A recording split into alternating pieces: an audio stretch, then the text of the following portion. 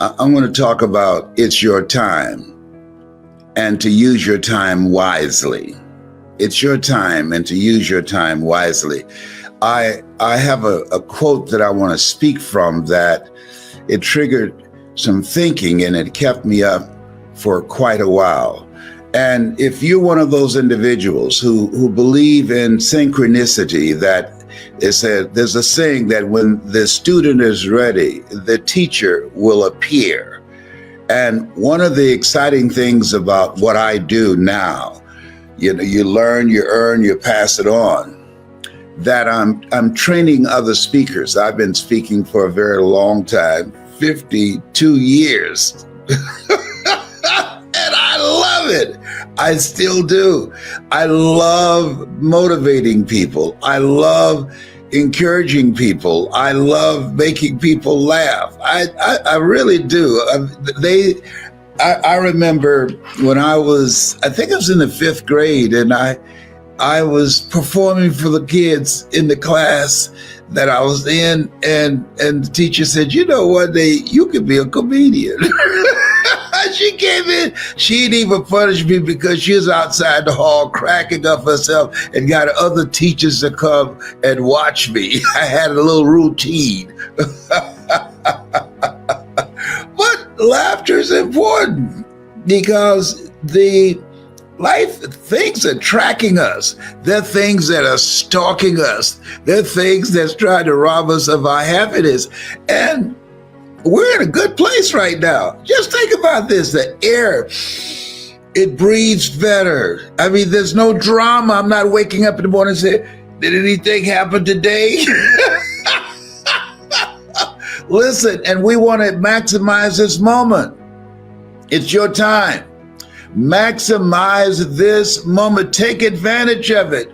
We just got through some stuff and we're still here. And you want to take advantage of it. See, here's the thing. We're here to take advantage of the time that we have been given. Herein, my Father, glorify that ye bear much fruit. This is a time that we want to be very productive and very fruitful, because this is a different landscape. This is a different environment.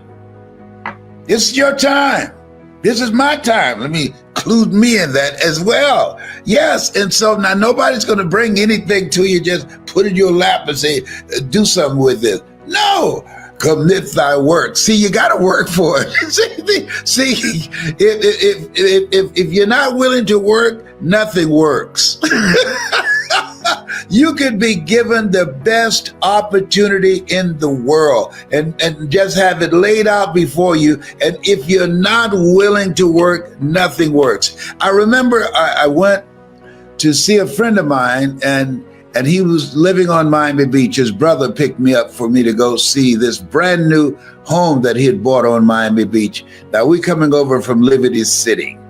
And so and both are like 4 or 5 years older than I was at the time. But I remember this ride across the Venetian Causeway. He had this big, beautiful home. And as he took us around this big, beautiful home that was just completed, his brother asked him, said, man, because they never spent much time with each other, he said, how did you get something like this? And the older brother said, by a lot of hard work. And the younger brother looked around and said, I'm not willing to do that. Did you hear that? I'm not willing to do that. And then we had lunch and we drove back across the Venetian Causeway, going back to the life that we were living, which was not a good life. We were surviving. And I just kept reverberating in my head what he said. I'm not willing to do that. See, when you look at people, for the most part, wherever you find yourself, that's where you made a decision to be. Because based upon how much work are you willing to put in to change your situation. And when I look at myself, people always ask me like there's some magical response. How did you go from just coming from Liberty City and over town here in Miami and selected to be the Golden Gavel Award from Toastmasters or the CPAE Award, the highest award from the National Speakers Association, or selected one of the top 5 speakers in the world? I was willing to work. Most people aren't willing to do that. They have people all over the world that have to select who that person will be that will be in that elite group of the top 5 in the world. General Norman Schwarzkopf, Lee Iacocca, Robert Schuller. He had a television program, all right? And myself and Paul Harvey. He had a nationally syndicated radio show. I didn't have any of that, but I was working. Those people who had to cast a vote, they saw me at some time because I was moving. I want you to write this down. Keep it moving. I learned that from my mother. It was not unusual when you came home to Mamie Brown's house and we had a little small house. It was not unusual that the furniture would be reconfigured. And I wondered, how did Mama do that with such limited space? That's not, how was one thing, but why? She was always changing things up. You see, one of the things that you don't want to do is become comfortable with where you are, when you know in your heart of hearts you can have more and you can do more, and there's a life for you beyond survival. See, what it takes to survive, what it takes to live are 2 different things. And I just felt, I don't know where that came from, that I can do more. But here's what I did know, that where I was, that didn't work for me. That did not work for me. And I'm astonished when I go back to Miami and I see some of the same people in the same place. I'm astonished. Yes. So you got to keep it moving. Mamie Brown was always keeping it moving. I got to tell you this. I was traveling and I was doing a tour for Sprint, I think it was. I came home and I came to the door, and to my right, there was a window. Did you hear me? There was a window. There was some demolition of some houses in that area. And my mother got somebody to go drag a window that had been taken out of a house and put it in our living room. So I asked, I said, Mama, what is it, Leslie? Why is this big window? Why is this window here? You say you're gonna buy me a home, right? Yes, ma'am. Well, I didn't know if you're gonna build it or just buy it while it's already been built. In the case you decide to build it, you don't have to buy all windows for it. I got one window here. There's another house that's been demolished down the street, and I'm gonna send Mr. Shorty down there to get that. I said, no, Mama, don't do that. Don't do that. Let me tell you something. That put a fire under me. I got that house quick, fast, in a hurry, immediately, if not sooner, yesterday. When it got a window, and every time I passed that window, it jarred me. She said, don't you touch it. Yes, ma'am, Mama. Mama Mamie Brown said, don't touch it. Don't touch it, all right? And so keep it moving. We're here to work, commit thy works, plural. Keep it moving.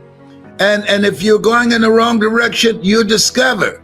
But keep it moving. This is no place to stand still. This is an incredible opening here. And all good times have an expiration date, just like the bad times.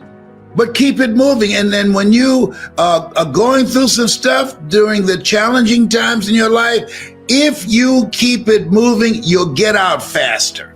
I'm telling you, if you keep it moving, you'll get blessings out of nowhere. Listen to me, out of nowhere. Activity, working, doing the best you can. It activates your angels to give you blessings that you did not even know. I got a phone call the other day, and it was a jaw dropper. I said, "Count me in," and it just came out of nowhere. But it was because of the work that I've been doing. This man said, I've been listening to you for a long time. I've been going through some stuff for years, and I heard you and you brought me out, and I want to do something special for you. I want to bless you. I'm saying to you, you have the opportunity to be a blessing to somebody. I'm thinking about the fact that each day that we wake up, as Orrin Hudson would say, it's the best day of your life. You get up with that kind of mindset. I'm encouraging you to do that. Today, when somebody asks you, "Hey, child, how you doing?" It's the best day of my life. Is that right? What, you caught the lottery? No, it's the best day of my life. I'm telling you. Yes, it is. What makes it the best day of your life? The fact that I'm here. You don't believe it's the best day? Try missing one.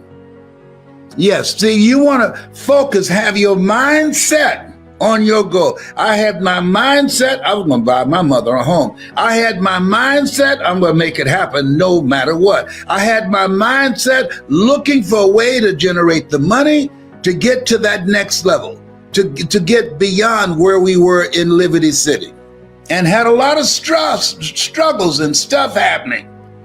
And stuff happens to everybody. Everybody. Don't ask, why does it have to happen to me? Why not you?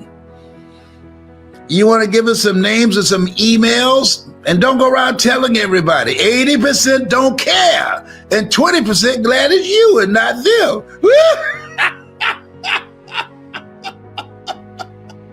Yes. Oh, yes. Listen, you're God's favorite child. If not, you'll be taking a dirt nap. We are chosen to be here at this point in time, and this is our time. We just survived some incredible drama, and we're still standing. Therefore, take unto you the whole armor of God, that ye may be able to withstand in the evil day, that having done all to stand. So what does it take? What does that armor look like? Write this down. Initiative. Take the initiative to create something different for yourself, and for your family, and for your future, and for your legacy. Take the initiative to create something that you don't have right now. Yeah, initiative. See, most people not talking about initiative. Here's something else that part of that armor is. Ambition. That just the unwillingness to settle. I'd like, there was Bill Withers, he had a song years ago, "Use me, baby." Use me up. You want life to use you up. Most people, they take their talents, their abilities, their art, and all of their stuff to the grave with them. You don't know what's stalking you. You don't know what life is going to throw at you. Some of that stuff is going to land. It's a part of the process. Life is difficult. I wish I could tell you that it's if you just tithe and go to church or the synagogue or wherever you go for your spiritual fulfillment, that nothing's going to happen to you. Well, stuff's going to happen. But I can say this to you: if you're anchored properly, it will not prosper against you. All right, you will be able to brush it out of the way and keep moving. So taking the initiative to create something else, using your mind, being actively engaged in life. Here's something else. As you look at yourself, look at your goals, keep moving and keep learning. Keep moving and keep learning. This is a brand new place. This is a brand new landscape. It's a brand new world. And in a brand new world, you need some brand new tools to navigate it. The tools that we use in the 2020 era, that won't cut it. The tools that we used before the coronavirus, that won't cut it. And now they got a mutation that says it spreads easier and is more lethal. Wait a minute. Now we got to be mindful. Not frightened, but mindful.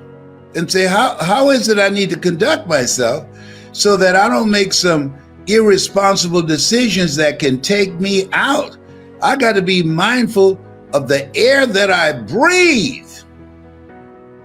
And so you say, oh, that's just too bothersome. Oh, okay, good. Can I get some life insurance on you? Let me tell you, you got to deal with what is. I'm tired of this corona thing. Did you hear me? I'm tired. I'm sick. No. I'm not going to say I'm sick and tired. I'm tired of it. It's gotten on my last nerve. All right? But I can deal with it. I'm not willing to be so tired and irritated that I won't wear a mask. Oh, 2 masks. He's saying it's better to wear 2 masks now? No, I'm not doing that. No. Oh, is that right? Well, can I just please, when you go, you don't want everybody to be crying. Make my day. Can I get a policy on you? Just sign right here. Because I'm going to do it. I got my little Mickey Mouse mask. And I got another one with Minnie Mouse. Tyrone, if they say you need to wear 12 masks, so that you don't end up on a ventilator in a hospital. You got to wear 12 masks. So as we are trying to decide who's going to get medical care, eeny, meeny, miny, mo. No. Homie ain't doing that. No. I'm wearing, they said 2 masks. I'm wearing 3 and I got a shield. Hooked up. I want when if Corona knocks on my back door and I open the door and I got on 3 masks and a face shield, he say, oh, there he goes. There he goes. Always overdoing it. We can't get to him. Let's go someplace else. That's what I'm talking about. I want to live because I'm having a good time. I'm having a good time. And I don't want to be no ventilator. I don't want to be closed up anywhere. No. And all I can see are their eyes. And no. That does not sound like a good time for me. No. So this is why I enjoy making money from home. The people are sleeping on this. Don't sleep this. When you can make money from home, people say, how can you laugh so much? I wish you could see my phone. When you can make money from home, virtually speak, and don't have to get on a plane and looking at the person next to you. And when lunchtime comes, they got to take their mask off to eat. And you looking at her and turn your head the other way. Don't look this way as you are chewing. Somebody say, what is he talking about? Yes.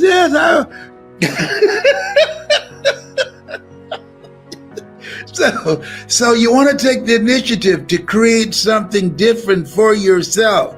You want to practice social distancing from people and the refrigerator. You want to go all out to take the steps that you need to take to keep you here longer. to add life to your years as well as years to your life. Does that make sense? Here's something else. Create special moments. When I come to speak to you at this time, it's special to me. I love you, yes I do. I love you, oh how I do. I love you, yes I do. I love you, oh how I do. Been taking lessons, I'm coming for you. Oh, behave. What a voice. He sounds so much like Nat King Cole. Whoa, that's another ticket. You can't handle that.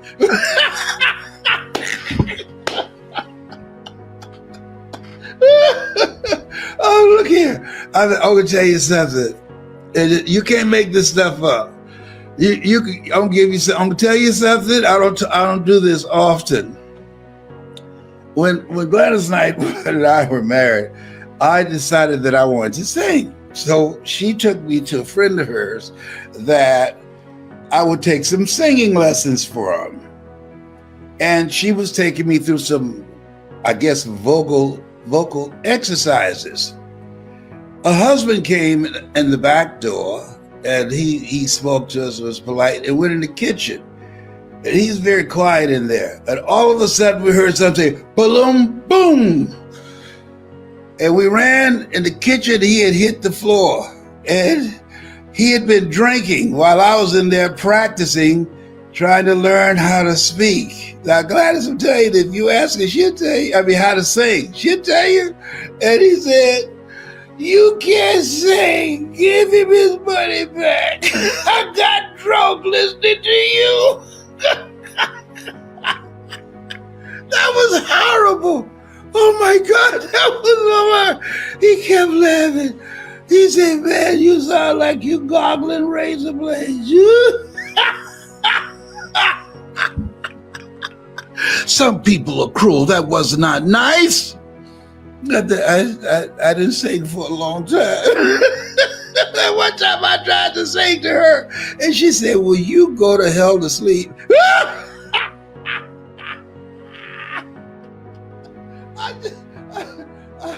I thought she would say, "Well, there's a voice in there somewhere." No, she wouldn't lie. You can see I'm fired up today. Listen, you have something special. You have greatness in you. This is your time. Use this time to learn a new way of earning money. The major corporations are doing it. They have their people working from home, the majority working from home. So you want to jump on the bandwagon. People say, opportunity knocks on every door. No, opportunity stands by silently waiting for you to recognize it. This has been Mrs. Mamie Brown's baby boy. You have something special. You're God's miracle child. Some great stuff's going to happen to you today. Thou shalt decree a thing that shall be established unto you. You are a masterpiece because you're a piece of the master. Be with that. Meditate on that. And keep your eye focused on your dream. You were born to live your dreams, not your fears. God has not given us a spirit of fear, but of power and of love and of sound mind. Y'all miss my flat top, don't you? My kid and play flat top. I'm gonna grow it again because I can. Because we're gonna be talking about something that's very important in pursuit of your goals and dreams. Very important when it comes to developing yourself, your talents, your abilities, your skills. Because one of the things I'm going to be talking about, I think, is one of the things that people don't spend enough time on. They talk about time management. You can't manage time. Everybody is 24 hours. What's most important is managing yourself, what you do with your time. People ask me all the time, how do you know so many quotes? I said, I take the time to memorize them. Hello, you think? I put the work in. I use my time differently than other speakers, other trainers, other life coaches. So I want you to think about what it is that you're doing with your time today. And you know what? If you look at it, if you really look at it, all of us are basically the same. The only difference is how you use your time. I know people who have a lot of talent in specific areas, and the difference between them and other people is the time that they put in. Listen to me. As you look at yourself, look at where you are right now in your life, the people that are going to come out on top, the people that are going to make an impact, the people that are going to achieve their goals are the people who are mindful on how they use their time. And one of the things that you have to do is practice. You have to practice being mindful and asking yourself, is this the most productive use of my time?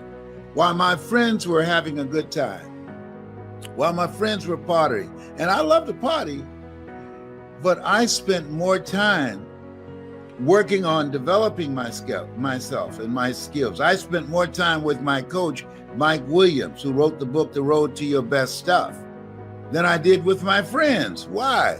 I like my friends, but they weren't going to pay my bills. But the things that I was going to learn from Mike as a coach, as a trainer, I could generate a lot of money. And it allowed me to be able to walk away from my job. Write this down. If you use your time correctly, you'll be able to generate walk-away money. If you use your time correctly, you'll be able to generate walk-away money. The average person, time is no big deal to them. How many of you know people like that? Look at it. I mean, come on now. Just be honest. Even if it's you, just blink your eyes. I see you. That you know people have a lot of talent, a lot of abilities, a lot of things going for them, but they're not using their time appropriately. You don't manage time, you have to manage yourself. And what I did, I just carved out time every day to memorize a minimum of 3 to 5 quotes every day. You give me a topic, I can roll with it. I don't need a second to think about it, because it's in here. I spend time working, reading, listening, and different ways in which I could use the quote to drive a point home, use the quote to create humor, use the quote to create special moments. And if you're serious, and everybody right now, everybody listening to me right now, you listening to me right now, you want to become a great presenter.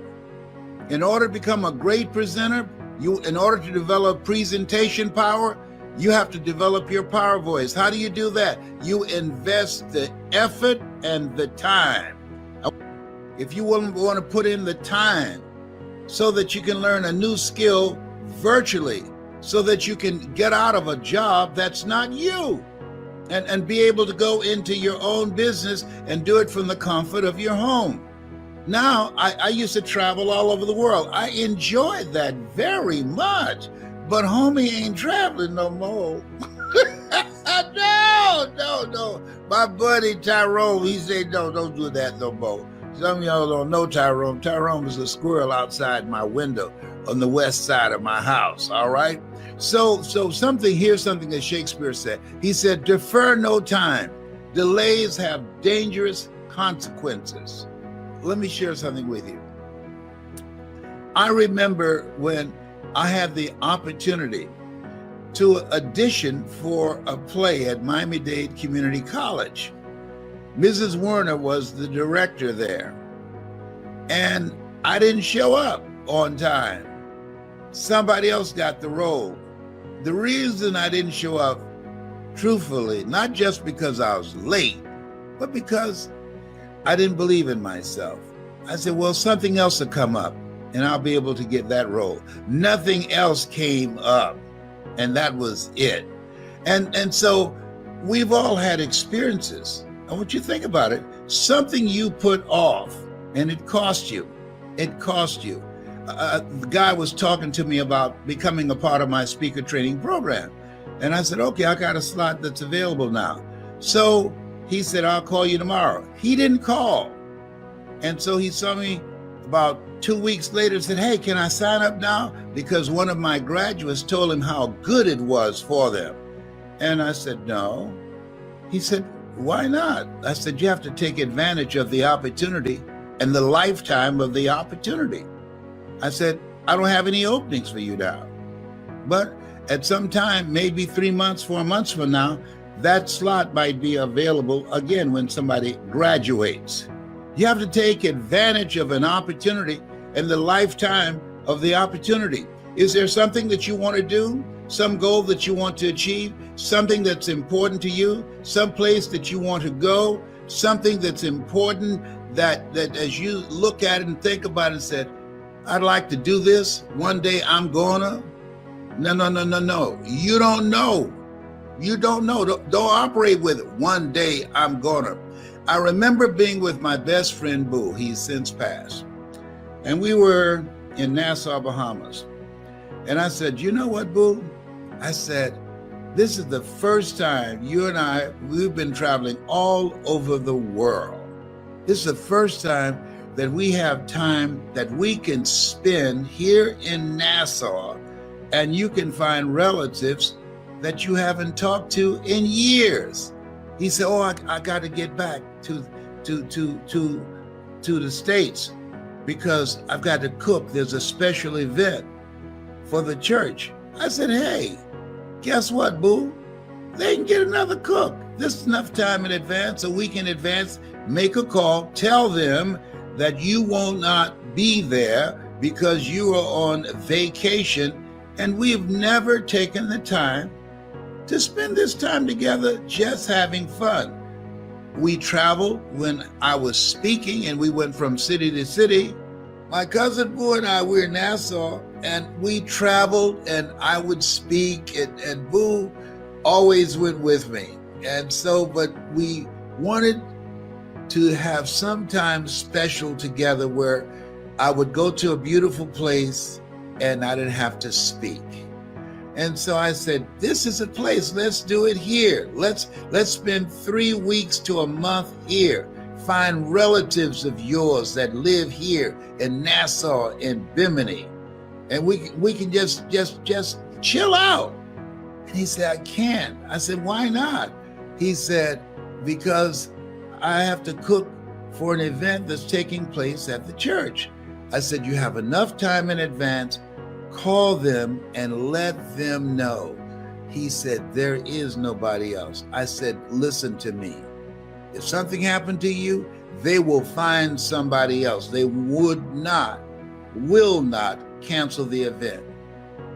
He did not know, and I did not know. When he said, I can't do it, he did not know that he would not be able to do it for the church, to cook for the church. He died a few days after we got back, and they got another cook. They got another cook. Sometimes we think that we're irreplaceable. We're not. Somebody's waiting. When you have a goal, a dream, or something that you want to do, if you don't do it, somebody else will step in. Trust me, nobody's irreplaceable. Somebody will step in like they stepped in for my cousin Boo, and they cooked. And that's all I was thinking about as I sat there in the front row looking at him in the casket, because he always gave of himself, but we never took time to give to ourselves. And so that moment that we had was the last that we had the opportunity to spend 3 weeks together without my speaking. We never did. There's a quote. Miles Davis says, time is not the main thing. Time is the only thing. And he's absolutely right. So I want to ask you, How are you spending your time? How much are you putting in and focusing on the things that bring you joy, the things that make you smile, the things that make you feel good and laugh? How much time and energy are you focused on spending time with people that you love? You know, in order to live a life of no regrets, this lady, she worked for hospice, and she wrote this book, and it was about living a life of no regrets. And she said people who were dying, that what they regretted was not things dealing with how much money they made in their business, but how little time they spent with people that meant a lot to them, that if they had their lives to live over again, they would spend their time with certain people. At the end of my conversation with you, I'm encouraging you to make a list of some people that you need to deepen your relationship, or somebody that you need to write a letter to and say, hey, I love you, and I just want to thank you for what you've meant to me. I didn't say text them. No, that's impersonal. No, just people don't get letters anymore. I used to remember you would go to the drugstore, you get a little tablet, you get your pens and everything. People text, all right? No, when you write a letter, that's personal. You take the time to do that. I sent out some letters to some friends the other day, and they called me and say, hey, thank you very much.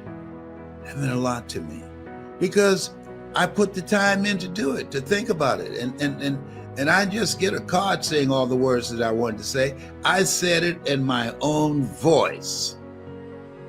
So I'm encouraging you, one, think about some people who you care about and who care about you, and it meant something to you at some point in time, and you would just like to do something kind by writing them a letter, by taking the time to let them know that you were thinking about them.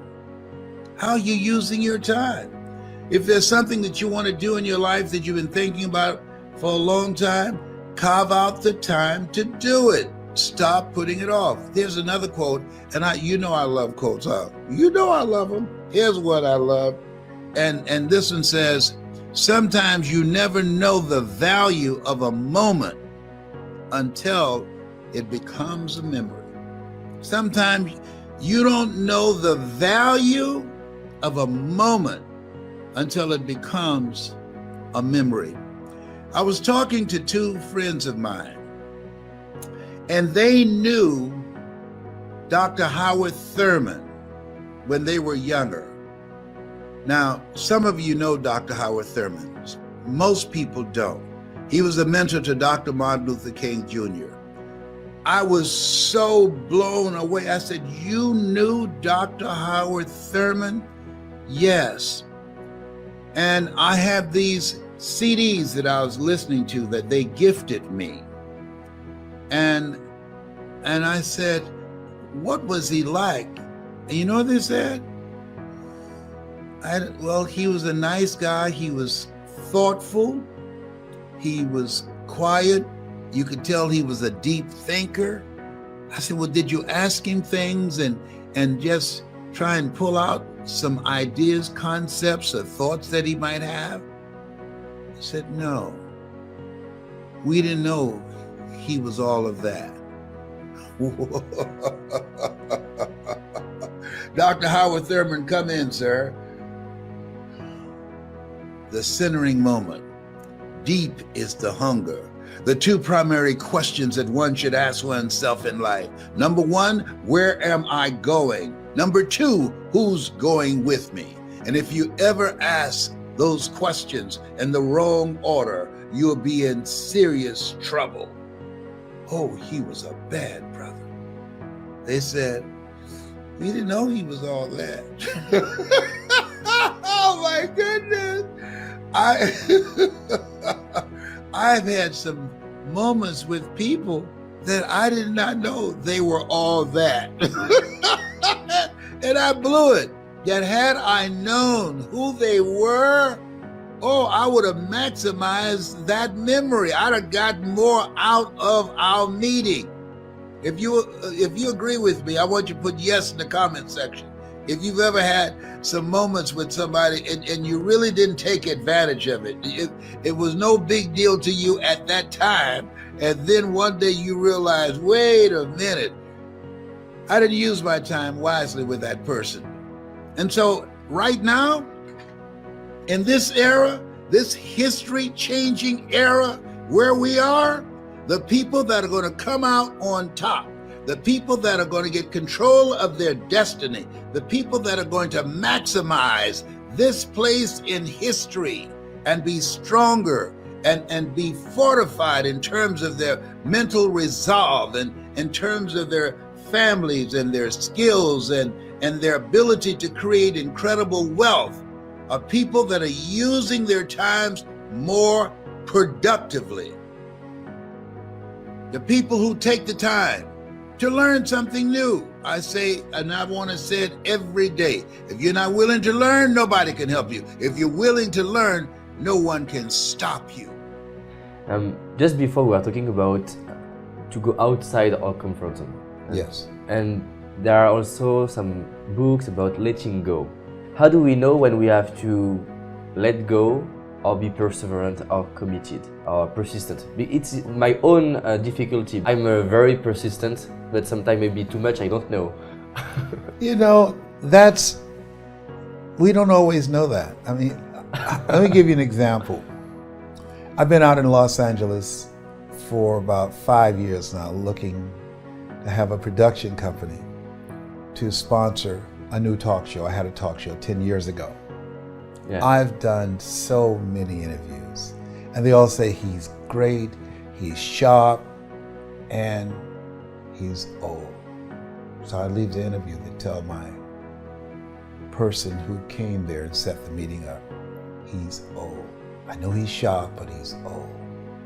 And then I was looking at television the other day on the Discovery Channel, and a program comes on. Now, my show is designed to give people hope. In the United States, more people died from suicide than from traffic accidents, okay? Wow. Now, I think something's wrong with that. My program is designed to give people hope and inspire them to increase their skill set in this age of what the late Peter Drucker calls the era of the 3 C's: accelerated change, overwhelming complexity, and tremendous competition, and to create collaborative, achievement-driven, supportive relationships. The program that I saw on television that shocked me, among many, was Naked and Afraid. Two women, it was a man and a woman, naked, on an island. And this television show was designed to watch them while they're trying to learn how to survive on the island, naked and afraid. And at that moment, I said to myself, don't go and audition anymore. Don't go and talk to anyone else about your concept of using television, not just to entertain people, but to empower them. Find another way to do this. Now, do I see that as giving up on that medium? Because they're more concerned about head trash. I don't want to be in that toilet. Maybe I can carve out something else. Maybe I can have my own channel on YouTube and create a motivational channel from that place and be able to reach people around the world. And so maybe the instrument that I'm to use is not regular television, but the internet. But leave that alone. That's not my place. If I understand well, you have your purpose. Yes. And you keep your purpose, but you just change the way that I approach it. Yes, so your goal was not to have a production, but your goal was to impact people. To impact people's lives. And to them, I'm old because I'm 69. To me, I'm not retired, I'm refired. I'm ready to take it to the next level. I'm here to find out what is it that I have left. I've got a lot of life in me. And so I'm not going to let them to define what my contribution before I leave the planet is going to be. I'm just not going to try and get into that arena to do it. But just like now, you're giving me another avenue. I didn't even know you. And here you are talking to me. And this is going to be seen by people that had it not been for this relationship, this collaborative relationship, people who will see me who would have never had access to me otherwise. And I will do my best to do that. Thank you. Yeah. I appreciate that. Listen, it's your time. And I want you to go within, and I want you to take some notes on some things that I want to share with you. And here's one of the things I want you to realize and to come to grips with. I didn't do what I'm doing now for 14 years because I didn't realize that it was my time. Now you might be saying, well, how do you determine that? The fact that you're here to do the greater work. And what I did was I disqualified myself. I kept myself on the sideline. I was an onlooker as opposed to becoming actively engaged in this thing called life. This is your time. I want you to write this down. Seize the moment. Seize the moment. Remember when Michael Jackson put off years from doing a national and international tour, and then he said he's going to put on this last concert, and he said, this is it. Don't forget that. He said, this one that I'm going to do, this is it. I'm going to put all my stuff in it. Some of y'all remember this. He said, this is it. He didn't realize that life is so uncertain. He didn't realize it's so unpredictable. He did not realize that there are no guarantees. Here's a quote I want you to think about. If you put everything off until you're sure of it, you'll never get anything done. If you put everything off until you're sure of it, you'll never get anything done. And so I remember thinking about, well, I don't have a college education. Well, I can't compete with people with PhDs and MBAs. I don't have any paper behind my name. Listen, what you have and who you are is enough. Become actively engaged in this thing called life. Seize the moment. I constantly say, live like a warrior. And warriors are always in fight mode. And this is what you have to do, because this thing called life, it's challenging. You got to fight for peace of mind. You got to fight to stay away from the refrigerator. You got to fight to stay away from toxic, negative, energy draining people. You've got to fight to stay focused. You've got to fight to put all your efforts and energy into things that's productive, that's positive, and purposeful. See, it doesn't take any motivation to procrastinate. It doesn't take any motivation to put things off or to think negatively, but it takes motivation to be optimistic in spite of, to have a perpetual vision of yourself and your life in a spirit of optimism, in spite of the circumstances and the adversities that's always knocking at the door or peeping through the window. If you put everything off till everything get right, oh, when I get all my ducks lined up, is that right? What if it's not duck season? When I get all my ducks lined up, when Peter stopped robbing, one of those things my mother used to say, robbing Peter to pay Paul. That's what Mama used to say. Robbing Peter to pay Paul.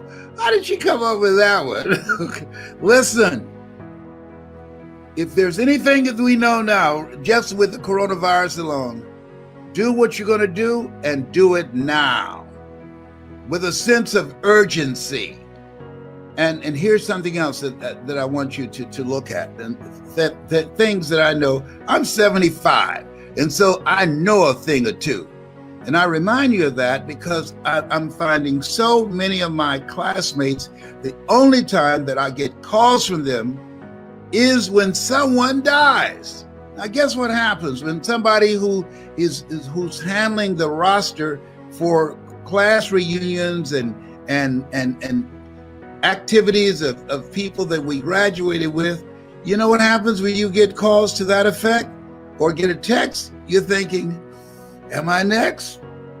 You know, tell me, send me some information about the ones that are living. Send me some information about my classmates that are making a difference. Send me something about my classmates who graduated with me in 1963 from Booker T. Washington High School in Miami, Florida, that's living their dream and taking their lives to the next level, that's creating generational wealth, that's happy and successful, and what good things they're doing in the world, the greater work, so I can emulate that, so I can be encouraged by that. Don't tell me about people that's dying. I find out sooner or later.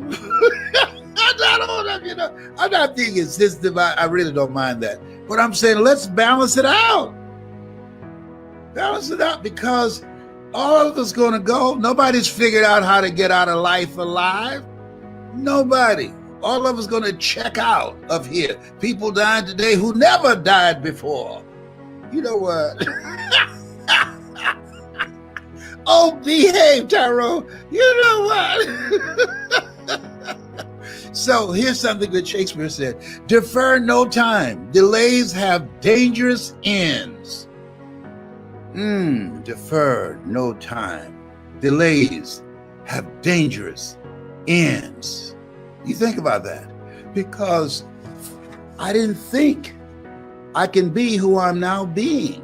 I didn't think the life that I've been living, that it was available to me. Here's what I know. If you focus on living, if you focus on being actively engaged in life, every day finding some way in which you can make a greater impact, where you can do more, that you can achieve more, the possibilities are unlimited as to what can open up for you. And so I was hungry. How did you get started? I was hungry. I was hungry to buy a home for my mother. I was hungry to do something that would give my life a sense of value. I was hungry to be my own boss. I realized that the reason at first I used to get angry when they used to fire me, saying I had too much mouth, and that I was just too upbeat. And so they want to check me. They want to put me in my place. Well, I'm not that kind of guy that you can just disrespect me. No. This is the place, not a problem. I was looking for a job when I found this one. No problem. And so, but I noticed that the things that happen, what appears to be happening to you, they're really things that's happening for you. Because had I not been made uncomfortable working for someone, you would not know this Les Brown that you now see. See, sometimes life has to step in and say, you know what? He's a slow learner. Let's step in here. When you don't have enough courage to do what it is that you've been sent here to do, to live the life that you've been chosen out of 400 million sperm to live, when you don't have enough courage to do that, life moves on you. You were chosen to do the greater work. That's why you're still breathing. That's why you're not taking a dirt nap. That's why you are here, to be a blessing. We were created by the Creator to create. What do you mean by hungry? People that are hungry, they're positive about what they want. People that are hungry, they're persistent. They keep coming back again and again and again. They know that you will fail your way to success. People that are hungry are willing to persevere when it appears that all the odds are stacked against them. They keep coming on. When everybody has counted them out, they as long as they got a pulse, they keep coming back. They keep holding on. They don't give up. They might bend, but they won't break. Are you hungry? Is there something in your life, as you think about your life right now? And I did this self-explanatory style of saying to me, Les Brown, come on, you can do this. You can do this. Sometimes you have to talk to yourself. But the other thing is, I asked myself, if I died now, what would I be upset about? Some dream that I had that I put off that I didn't get done. And at that point, I thought about I love to travel. There are places I wanted to go, things I wanted to see, experiences I wanted to have. And I saw a guy who was speaking, and I said, hey, I can do that. The room was as quiet as a graveyard between funerals. He didn't get any response from the audience at all. I feel so sorry for him. But I said, hey, man, this guy is boring. Fortunately, I was seated next to his brother-in-law. Coincidence is God's way of staying anonymous. I said, this guy is boring. And he said, the brother-in-law, you ought to be that boring and make the kind of money he made. I said, well, how much money he made? He said, $5,000 an hour. I said, I can do that. Now, mind you, before then, I talked myself out of it. Gary Cox said this. When there's an argument between your mind and your heart, follow your heart. Where your heart is, there your treasure is also. Follow your heart. Most of us have a mind-driven life, and what do you mean by that? There's eyesight and there's mind sight. See, the mind, that's where your imagination resides. See, when you have eyesight, you just judge according to appearances, but mind sight, you look beyond the appearances and you create a vision in your mind of things already accomplished, because all dreams happen twice. First in the mind and then in the without. Okay? So I want you to, especially now, with this coronavirus thing, especially now, with all the other stuff and drama that's going on every day in the world, nationally, globally, and locally, especially now, but you might be breathing the wrong air seated next to someone, or walking and somebody walked past you and you don't know what's going on with them. I got on an elevator at Emory University, and they only allow 4 people on the elevator. And this guy had his mask on. I had mine on, and nobody there but he and I. And then he took his mask off to sneeze. Let me tell you something up in here. I was about to lose my mind with him. I'm about to say, I was looking at him. You about to make me lose my mind up in here. I know if he could have jumped out of the elevator, he'd have left there soon. The look I gave him, if you don't put that mask back on, I gave him that Mamie Brown look. My mama used to say, you know what? Y'all better not make me come back there. No, ma'am, mama, please don't come back. We would bring out the King Kong. One of the things I'm doing, this is the beginning of the year, and I want you to listen to me closely. You can't make it by yourself today. There's so many things that's happening, so many things that's changing. And as you look at where things are right now, let me say something that the news won't tell you. All right, listen to me. God's he's in all of this. God is in this mix up in here. Do you hear me? He's all over this stuff. They ain't talking about that. They should have breaking news. God has interrupted all this mess that's going on up in here. Breaking news. He's still on the throne. Breaking news. All things work together for good for those who love God and for those who are called according to his purpose. That's the breaking news. There will be no commercial breaks. Just this information. All things. Did you say something? No. All things. Come on. Now, are you really all things? All things work together for those who love God and for those who are called according to his purpose. That's some good news up in here. They don't know. If it leads, if it bleeds, it leads. See, if somebody's got to die, got to be an accident, something ugly got to happen to make the news. But the real good news is that all things work together for good for those who love God. according to his purpose. Well, what about my adverse circumstances right now? Trust me, it's going to work out. Well, what about the fact that I'm about to be foreclosed? Trust me, it's going to work out. What about the fact I'm facing eviction? What about the fact that I've lost my job? Trust me, trust him. It's going to work out. This is not the end. It's just the beginning of a new chapter in your life. It's a new chapter. And as you believe, as you keep the faith, baby. Adam Clayton Powell knew what he's talking about. Keep the faith. Oh, we've gone through some stuff before. Keep the faith, baby.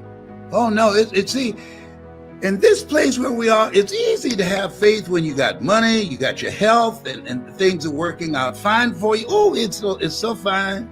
You can easily say, oh, just think positive and be enthusiastic and everything will work out all right. No. You're going to get some whippings in this thing called life. You have to keep the faith because this stuff is cyclic. Sometimes you're up, sometimes you're down. Sometimes things go well, sometimes they don't go so well. And no guts, no glory. It takes guts to continue to believe, to trust, to stand strong, to stand up inside yourself. It takes guts to do that, to come back again and again and again. It takes guts to look at things that you put all your effort and all your money and all your energy into, and then you have life interrupt you and you lose everything except your life. People say, I lost everything. I want to just tap on the television and say, no, you didn't lose everything. No. You have life. You're still here. You're still breathing. You still got a pulse. And who you are behind your eyes is still here. And that force, that energy, that presence behind your eyes can produce what it is that you've lost. 8 out of 10 millionaires have been bankrupt. You're not a loser. Things just did not happen the way you wanted them to happen. You're a winner. You were born to win. You came here winning. So whatever you want to do it now. And if you're going through some stuff right now, keep it moving, baby. Keep it moving. No. I'm depressed right now. No, you don't have the luxury of being depressed. Keep it moving. Use your mind to be creative. And look for a way to get out of the situation where you are. You will work your way back to where you were and beyond there. Therefore, take unto you the whole armor. Yes. Commit thy works unto the Lord, and thy thoughts shall be established. In all thy ways acknowledge him, and he shall direct thy path. You've been given authority and dominion over everything on the face of the earth. Those are not just words that were printed on a page. Those are words that are to become actualized in your life. And I'm putting together groups, mastermind groups of greatness. People, see, in order to make it, the 3 things that's major right now. Number 1, working on your mind. So when you go to hungrytospeak.com, you're going to get some things that you listen to called Choosing Your Future, that as you listen to this message over and over and over again, it's going to change your life overnight. There are people listening to me right now. I want you to put on the screen what difference those messages have made in your life. Put them up there so people can see them. Put them up there right now. Do it right now. If you've heard Choosing Your Future, it's possible. It's necessary. It's you. It's hard. It's worth it. It's done. Stick a fork in it. It's done. Yes, stick a fork in it. There's some people can tell you, that will tell you. Do you see anything yet, John Leslie? Yeah. They're putting it up there? Yeah, let me tell you something. It will make you get your hustle on. Let me tell you something. Don't listen to it at night. You won't be able to go to sleep. You'll be so motivated to be talking in your sleep. Listen, and Kent said lessons on fire, sharing his gift of spirit. Thank you. Who said that? Kent. Hey, Kent. Hey, brother Kent. Hiya. All right, Kent. Oh, man, listen to me. Because you survived. Do you know who you are? Do you know who you are? You made it out of 2020. Whoa! Don't miss that. Don't miss that. A lot of folk didn't make it. A lot of people didn't make it. Don't take it for granted that you're supposed to make it. to just have a spirit of humility and say, thank you, Lord. A lot of people are parting. I wasn't parting. I said, thank you, Lord. I'm still here. Cancer Centers of America amazed at me. He's dealing with 4-stage cancer, but he's still here. He's been here for 29 years with this, and he hear about with some pain that's in his shoulders and his back, but he's still here. He's 75. He don't look it, but he's still here. He says he used mascara to cover his gray, but he's still here. In fact, I see some gray kind of rebelling right now. I need to hook them up. What is this? I don't know what's happening up here. What y'all doing there? Homie don't play that. What y'all doing? You did I tell y'all get the, excuse me, about to make me lose my religion. If people don't leave home without the American Express, I don't leave home without my mascara. Oh, behave. Oh, whatever. You make me Randy, baby. Why are you so happy? Because I'm here. Are you crazy?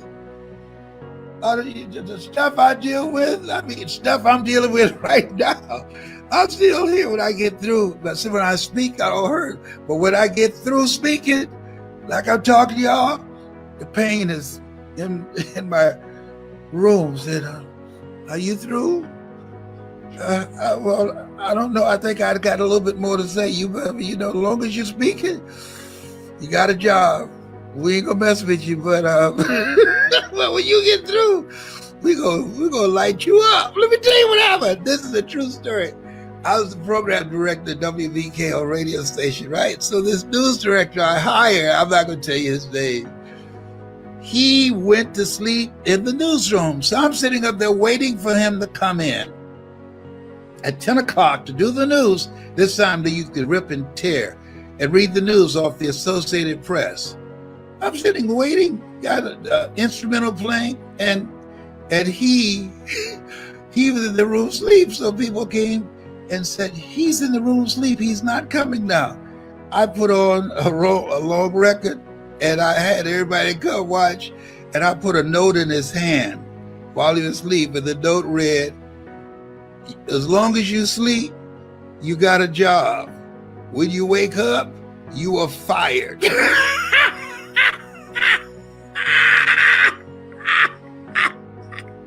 So everybody was watching through the window to see what he's going to do when he woke up.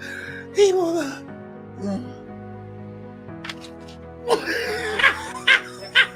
Do you know he slept another hour and a half?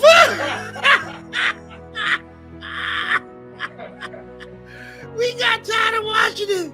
He slept another hour and a half. I guess he looked to see we were out there.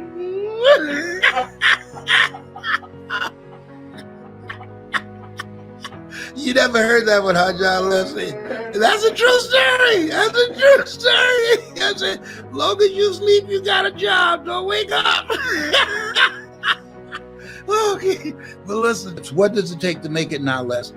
Mental resolve, all right? Next thing is, you have to upgrade your skill set. And we teach you how to do that, how to make money in a variety of ways. The other thing is, and I cannot emphasize this enough, getting around the right people. That's why I'm putting this greatness mastermind together. Being around the right people. Sometimes it's not what you know, it's who you know and what they know about you, and being able to have the ability to communicate with people behind doors that you want to get into and have relationships with people that's on the path of where you are going. Being around the right people, that's major. Do you hear me? That's major. Don't downplay that. Don't try and do this stuff solo by yourself, because it's too many people that's working against you and don't want to see you make it. If there's nothing else we know, 1 out of every 2 people you know that you see every day, they got it out for you. And me too. Why? It's just that way. That's what it is. But we will find a way to win together. All things work together for good For those, not just one person, for those where two or three are gathered, ooh, I will be among you. Whoa, we're not by ourselves? No, absolutely not. Oh no. That's some good news.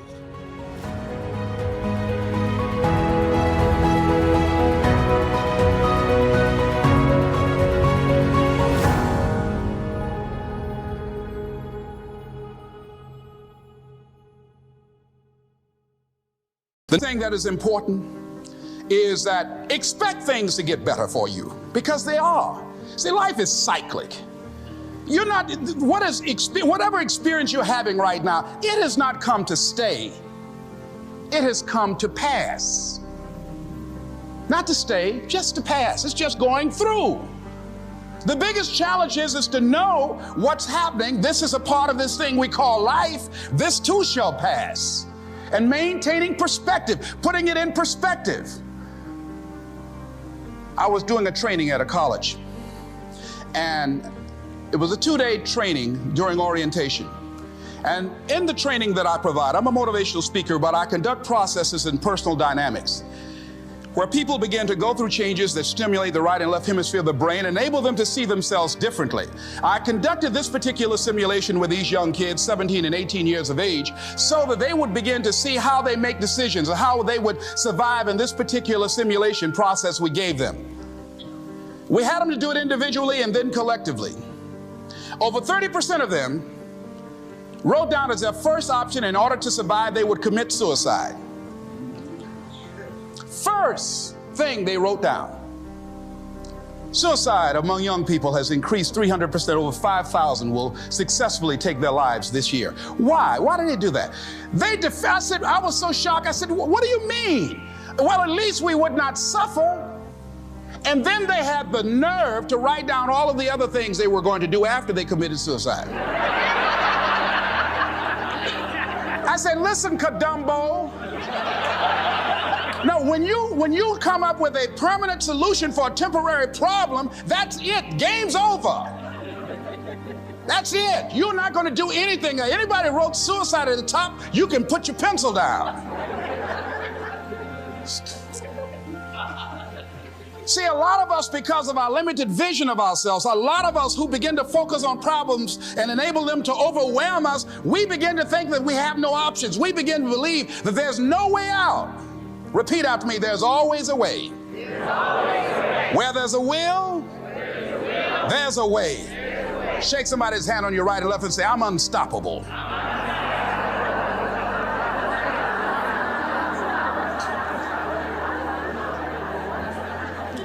You've got to make those kind of declarations to yourself.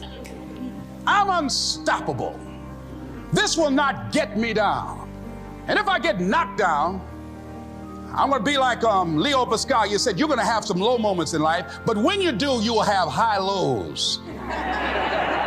When you work on yourself. What are some of those things that you can do during this period of time? Go for walks. Do some things for you. Just go for a stroll so you can engage in some reflective thinking on life, on yourself, looking and enjoying the universe, smelling the roses along the way.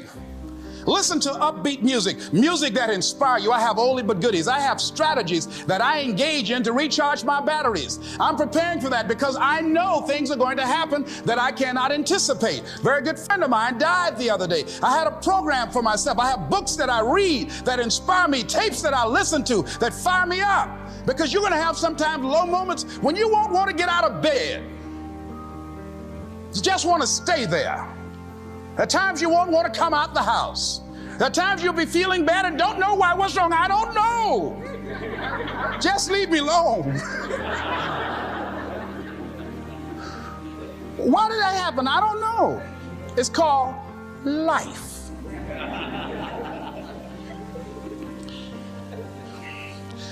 The other thing is, take full responsibility for your life. Accept where you are and the responsibility that you're going to take yourself where you want to go. Someone said we have two primary choices in life. We can either accept conditions as they exist, or we can take the responsibility to change them. See, a lot of people want to exempt themselves from taking responsibility. All they want to do is talk about the problem. Every time you see them, they'll tell you their story over and over and over and over again. No, no. You want to take responsibility for your life. I got me here, I can get me out of this. And I'm getting out. I'm not going to be a volunteer victim. George Bernard Shaw said there are two kinds of people in life. You know, he said those that make things happen, those that watch things happen, and those that don't know what happened. And he said the people that get along in this life look around for the circumstances that they want, and if they can't find them, they make them. They create them. So part of beginning to get unstuck, you've got to decide that the behavior pattern that you have adopted doesn't work for you. You've got to change your strategies, and changing your strategy means reinventing your life. Recreating you, and you have the power to do that. You can decide that you're going to change, that you're not going to be a wimp. You can decide that you're going to stand up to life. You can decide that I'm going to live each day as if it were my last. You have the power to make that decision. You can decide I'm going to work on myself and develop myself. I'm going to empower me. And all of these things that are happening to me right now, they're just temporary inconveniences. They're not stronger than I am. I'm in charge here. Next thing is separate what you do from who you are. That's what the guilt trap is about. See, a lot of folk won't let you forget what you used to do or what you have done, what mistakes you've made. All of us have made some mistakes in life. All of us have done some things that if we had them to do over again, we wouldn't do it again. There are a lot of things that if I had it to do over again, if I knew then what I know now, I would have done it differently. Well, it didn't happen that way. And that's what you call life. I didn't do it like that. Oh, you don't want me to live that down, huh? You want to keep on putting that in my face about what I did. Guess what? I'm not interested. That's what I did then. Won't do it today, so you are picking on an innocent man. Hello.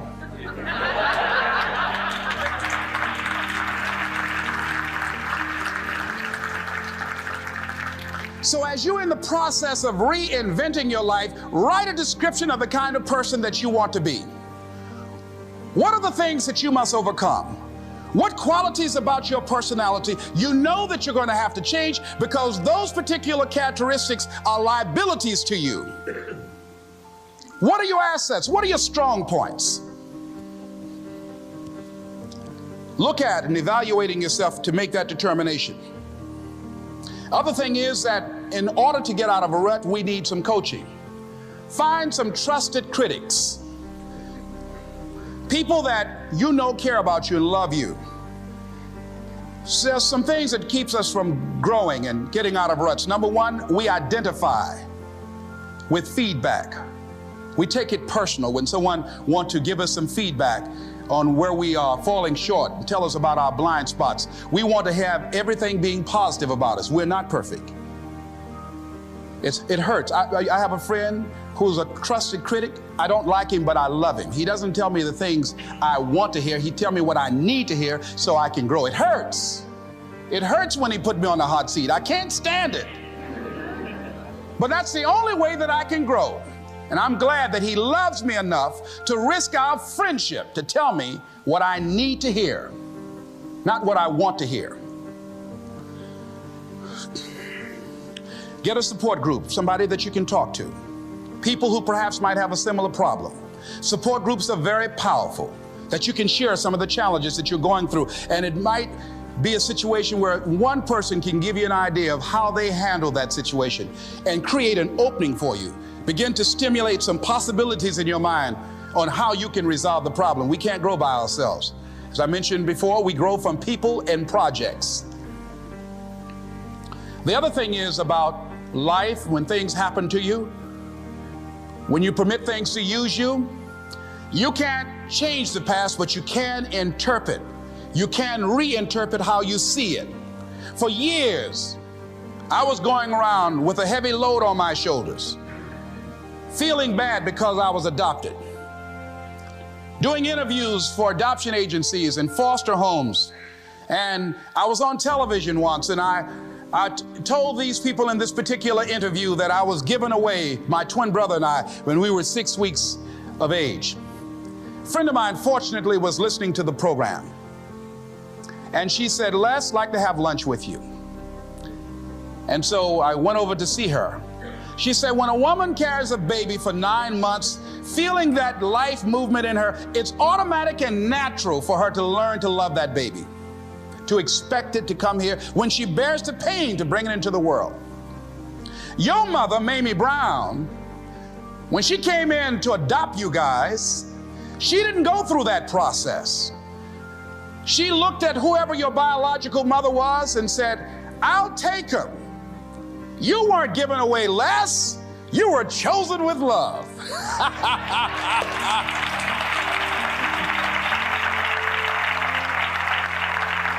One of the things that I love about you is that you live in my favorite place in the world, Ohio. Oh, yeah. Because I'm an Ohio guy. Is that right? And I grew up in Delaware, Ohio, lived in Columbus for many years, just had my event in Columbus because I try to bring back meaning to the place that helped me so much when I was... And it did so much for me. I went to Columbus, I was 22, and became a disc jockey there, and did that for many years. And then I evolved into a community activist and became very, very much involved in politics and ran for the Ohio legislature, was elected to 3 terms. And then my mother became ill and resigned and went back to Miami, Florida, where I'm from originally. But Columbus, I came in as a boy, but I left there as a man. I grew up. There are so many things and so many memories that helped me to become the person that I am, and the people that played a major role in my life. Really? You're 22 when you went there, is that what you said? Yes, yes. And then you moved to Cleveland event later? No. Then when after that, I was elected to the Ohio legislature, and then I went back to Miami to take care of my mother. My sister called me and said, are you sitting down? And I said, what's wrong with Mama? She said she has breast cancer. I'm adopted. I'm one of 7 children that she adopted. And when we were 6 weeks of age, my twin brother, I have a twin brother, my mother adopted us, and then she adopted 5 other children. So I'm one of 7. And I always say that I'm here because of 2 people. One gave me life, the other one gave me love. God took me out of my biological mother's womb and placed me in the heart of my adopted mother. Wow, amazing. Yes. Amazing. And why did you decide to go back to be in Cleveland then? Or why did you decide to go back? No, I just went to Cleveland recently. I have investment in a daycare center there, 3. And so I went there to help to create a new type of curriculum that will help young people early on begin to develop the communication skills that I think that's very important in becoming successful in life. That's major, your mindset, but also to have a value for life, that we see so much violence as children. They said over 200 acts of violence when children are raised in a culture. Wow. And the study that was done by Dr. Seligman in the book called Learned Optimism, the 26-year most exhaustive study on self-esteem, said that between the ages of 0 and 5, that we develop permanent personality characteristics that follow us for the rest of our lives. And so I wanted to develop a curriculum that would teach children that life has value and that your life has value, to change their vision of themselves and to interrupt how they see themselves based upon being in a hostile culture. This is a hostile culture for people of color. Yeah. And so to me, one of the most important things to help people to overcome the psychic disrepair is creating a curriculum early on, and what we talk to parents about, that our children are molding today what they will be in the future. When I was a kid, I was born in an abandoned building on a floor with my twin brother Wesley, and we were adopted. When I was 6 weeks of age, I was labeled educable, mentally retarded when I was in the 5th grade. They put me back from the 5th grade into the 4th grade. I failed again in the 8th grade. I have no college training. So being identified and labeled as DT, the dumb twin, it gave me a lot of things to overcome. And one of the things that Dr. Seligman said, that when you are between the ages of 0 and 5, a word is formulated in your heart. That word is yes or that word is no. So when you're raised in poverty, that vision of yourself, that culture, those circumstances, those conversations, those things that you observe, they begin to create the lenses from which you see the world. And so to overcome that it's a major, major challenge. And so I wanted to use the things that I learned and begin to implement it, integrate those into the daycare centers that we have become involved really in. Cool. Yeah. Well, how many daycare centers are there now? 3. 3 of them. Gotcha. Yes. Very cool.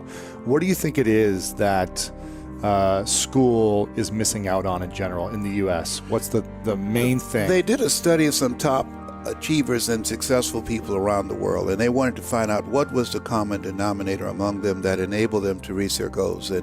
And what they discovered, that 85% of them reached their goals because of their attitude, their vision about themselves, and 15% because of their aptitude.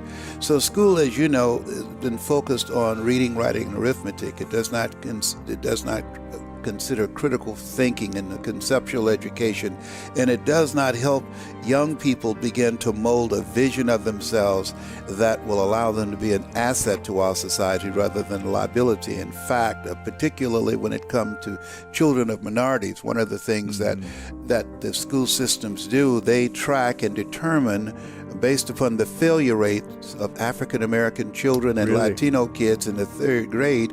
Based upon those failure rates, they determine and extrapolate from those numbers how many prisons they're going to build. So if you can track failure, you can also track success. So when you come up in an environment that is, 1, designed to destroy your sense of self, and 2, give you and provide for you an inferior education. Like when I came up in school at Booker T. Washington High School, the money that was allocated to educate kids on Miami Beach and Coral Gables versus Booker T. Washington High Schools, it's just tremendous difference. And when we got books, we got the old books that were 5 and 6 years old, written in, pages torn out of. And when they gave the test on the new books that we never got, and they said that we were inferior, we believed them, because the newspaper said so, and we bought that. And so one of the worst things that you can do is provide an environment and get people to buy in a lie about themselves and cause them to live a small life as opposed to a life of achievement, because the culture is designed to hold us back. When I graduated from high school, a white high school dropout had more of a chance of getting a job than a black college graduate. Wow. Yeah, so that kind of environment, it destroys your sense of self. When did you start? I mean, I was, never good at reading and writing. I was held back. I was, in the special needs classes, all those things through elementary school, middle school, had a tutor all the way through high school. Always felt like I needed to. Yeah, my mother's tutor was a good switch. She believed my subconscious mind was in my behind. Oh, yes, but go ahead, yes. And for me, I'm curious, when did you start to believe in yourself? Or was someone... My mother was working for a very wealthy family. She worked for wealthy families on Miami Beach. And I remember Mr. Sidursky. She cooked for these families, and we ate the food left over from the families that she cooked for. She kept their children, and we wore the hand-me-down clothes of the children that she worked for. And when I had the assignment of cleaning Mr. Sidursky's office and shining his shoes, and he was listening to various motivational recordings. This is reel to reel. This is before 8-track and before cassettes. And those words I had no idea while I was shining his shoes, listening to people like Jim Rohn. When the end comes for you, let it find you conquering a new mountain, not sliding down an old one. People like Zig Ziglar, if you give enough people what they want, they will give you what you want. Listening to some of the words of Winston Churchill, the truth is incontrovertible, malice may attack it, ignorance may deride it, but at the end, there it is. And so I had no idea, while shining his shoes, listening to these words, that it began to restructure my vision of myself. And I had an interruption when I was in the 11th grade, because I was in special education from the 4th grade all the way to the 11th grade. And I met a gentleman by the name of Mr. Leroy Washington. I eulogized him last year. They call him the great communicator. And I was in his class waiting on another student. He said, young man, go to the board and work this problem out for me. And I said, I can't do that, sir. And he said, why not? I said, I'm just here to see MacArthur Stevens. I'm not one of your students. He said, go to the board and do what I'm going to give you directions anyhow. And I said, I can't, sir. And the other students started laughing, saying, he's Leslie. He's got a twin brother, Wesley. Wesley is smart. He's DT. He said, what's DT? He's a dumb twin. And I said, I am, sir. And he came from behind his desk. He looked at me. He said, don't you ever say that again. Someone's opinion of you does not have to become your reality. And so what he did was what you do on this program every day.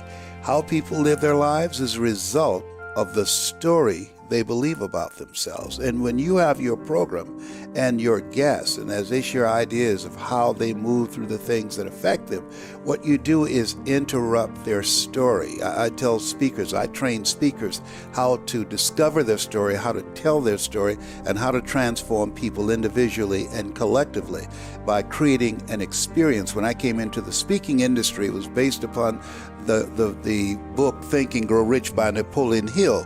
Napoleon Hill's book was a good book, and they consider that the Bible of the motivational speaking industry. Well, I come to know because of my mentor, Mike Williams in Columbus, Ohio. He wrote the book called The Road to Your Best Stuff. He said, Les, if information could change people, everybody would be skinny, rich, and happy. Right. Okay. So he said, in order to change people, you have to create a significant emotional event that you have to interrupt a person's story that they believe about themselves with your story.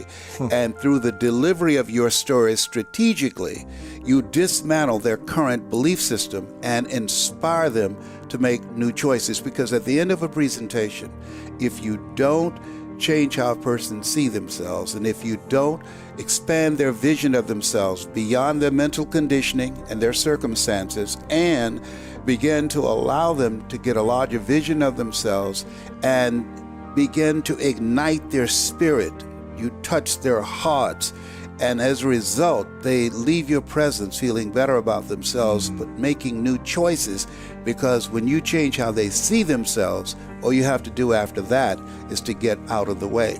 The motivational industry is based upon a different type of method, like Tony, who I think is a great speaker. Tony, he trains to get people to go to a firewall, okay? Yeah. I'm training people to get into their greatness, to begin to develop the courage to pursue dreams beyond their comfort zones. Because in order to do something you've never done, you've got to become someone you've never been. When you're pursuing your greatness, you don't know what your limits are, so you act like you don't have any. And one of the reasons that Booker T. Washington said, judge a person not by what they accomplish, but what they had to overcome for their accomplishment. You know, so the challenge, like me, for instance, in me having a global voice, I remember when Tony had an infomercial sponsored by Gunther Rinker, and they spent millions of dollars, and it was a blessing for me that they rejected me, because I have the complexion of rejection. He has the complexion of connection. And so they said, oh, we don't believe a black guy can have appeal to the American public. I was so furious with that because it's called white privilege, you know. So I said, I don't have a backer. I don't have 4-color brochures. I still don't. I don't have millions of dollars backing me to develop a global voice. And Mike Williams, his goal was to train me to speak to the world. So I thought about it, and I remember something that Robert Schuller said: there's never a shortage of opportunities. It's just a shortage of thinking. And so when I saw what Tony was doing, training people to go to the back of the room and sign up for his firewalk, or all the other speakers to go back and get their products, I said, wait a minute. Impact drives income and referrals. I'm going to focus on training and developing a method and technique to transform people's lives individually and collectively, as Mr. Washington did for me. When he said to me, young man, go to the board and work this problem out for me. And I said, I can't do it. And he said, don't ever say that again. Someone's opinion of you does not have to become your reality. He interrupted my vision of myself. And as a result, my mother said sticks and stones can break your bones and words can never hurt you. That's a lie. Words can hurt you very deeply. And so, but he interrupted my vision of myself. And as a result of his example and the input, review, repetition, and reinforcement of that concept and how he held me in his eyes when he looked at me, I was able to die to who I was and depart from the story that I bought into. Even if you are told a lie, faith comes by hearing and hearing and hearing. You hear it often enough, it becomes your reality. Perception, not challenge, becomes real for you. And so there was no one to dispute what was said about me, and I bought it. He interrupted that vision of myself in the 11th grade.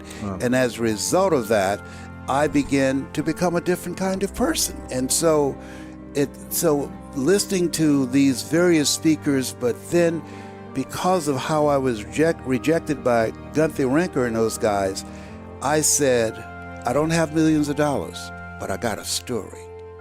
And what I'm going to do, I'm going to figure out how to transform audience. I'm going to figure out how to make myself stand out. I don't have the money to compete with them. I don't have the complexion of connection. But one of the things that Mike said to me, he said, Brownie, pay more attention to the listening than the telling. Study the audience. Conduct communications intelligence. Don't assume that you know what they want to hear. He said, never let what you want to say get in the way of what the audience needs to hear. And so that's what I focused on. I always do a needs assessment. When I'm training speakers, I tell them, don't assume you know. Each audience is a different type of personality. Each area of industry, if you want to go big, if you want to speak globally, you want to become an expert on the audience. You got to learn and you got to study them so that you can have the versatility and flexibility to speak to any type of audience with your story and be able to transform them individually and collectively. And that impact will drive your income and your requests. The average speaker get around 25 to 30 requests a year. I get over 3,000 because of using that principle. And many of the speakers that I've trained now, and some of them have passed me using the same technique and strategies and have made millions of dollars. Amazing. Yes. What would you say is the vision for your life right now? My vision, I'm in a place of the Russian author, Leo Tolstoy. He said, as I face inevitable death, what in the meaning and purpose of my life that will not be undone or destroyed when I'm gone? And so the speakers that I train and the speakers that I influence and the people they train and transform their lives, that we are literally in God's pyramid, that work will not be undone or destroyed when I'm gone. And so my goal now, we learn, we earn, we pass it on.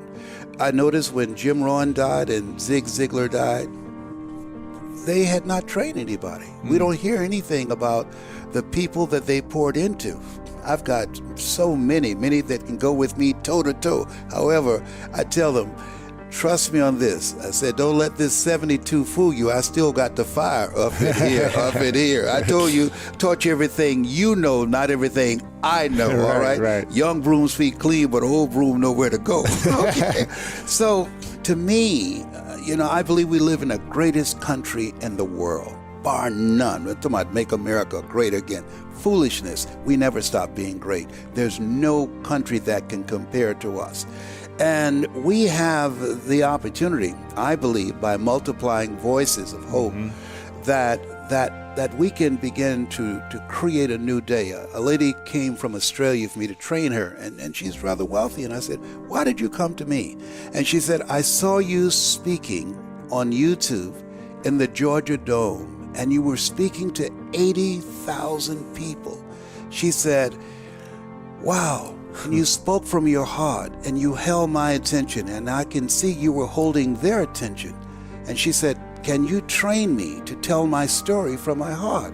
And I said, yes. And so she started to tell me a story. Wait a minute, you're scripted. I said, that's what set me apart from all the other speakers. They're scripted. If you have a script that you memorize, then you've got to to speak from your head. You've got to regurgitate that script. I said, I will train you how to speak extemporaneously so you have the versatility and flexibility to create unforgettable moments in the context of your presentation. And so we started working together. Then she stopped for a moment. I said, can you tell me why you want to do this? And she said, yes. She said, when I saw Dale and Ruth, the young white boy who went in a church and killed 9 black people, she said, I felt that there should have been someone standing to his right on trial because he was not born with that hatred in him to kill 9 black people. Somebody poisoned his mind.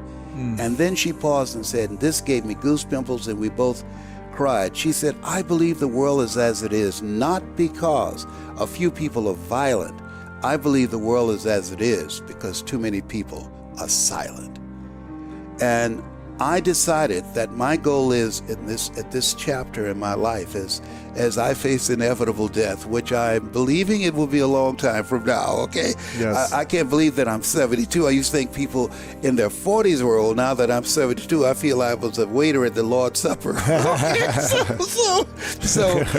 So my goal is to train others how to tell their story, how to extract their story, how to organize it, how to deliver it in a way strategically to transform audiences. And I believe by multiplying those voices, we all have an energy signature. There are certain people, when I speak, I'm going to reach them. There's some people that will hear both of us, but there are some people, because of your energy signature, that when you speak, they will hear you not just in their ears, they're going to hear you in their heart. And as a result of them being in your presence and under the influence of your voice, when they leave your presence, you will inspire them, as Mother Teresa would say, to become a pencil in the hand of God and start writing a new chapter with their lives. Wow. Yes. So the goal is to train up. Probably if I can train 77. Mike Williams asked me, I wrote the foreword to his book, The Road to Your Best Stuff. He said, Brownie, how many Les Browns do you have? I said, I think I got 4. He said, you need more. I said, I know. 7 is my lucky number. I'm one of 7 children. I was born February the 17th. My phone number is 702. My address is 2737. Did I tell you 7 is my lucky number? Joshua marched around the walls of Jericho 7 times. Naaman dipped himself in the river Jordan 7 times. Did I tell you 7 is my lucky number? So I'm going to train 77 people to speak to the world, to transform lives, to make a difference. Horace Mann said we should be ashamed to die until we've made some major contribution to humankind. And I believe here we are living in the greatest country in the world where people risk their lives to get here, to outswim sharks, to trying to outrun jeeps barefooted.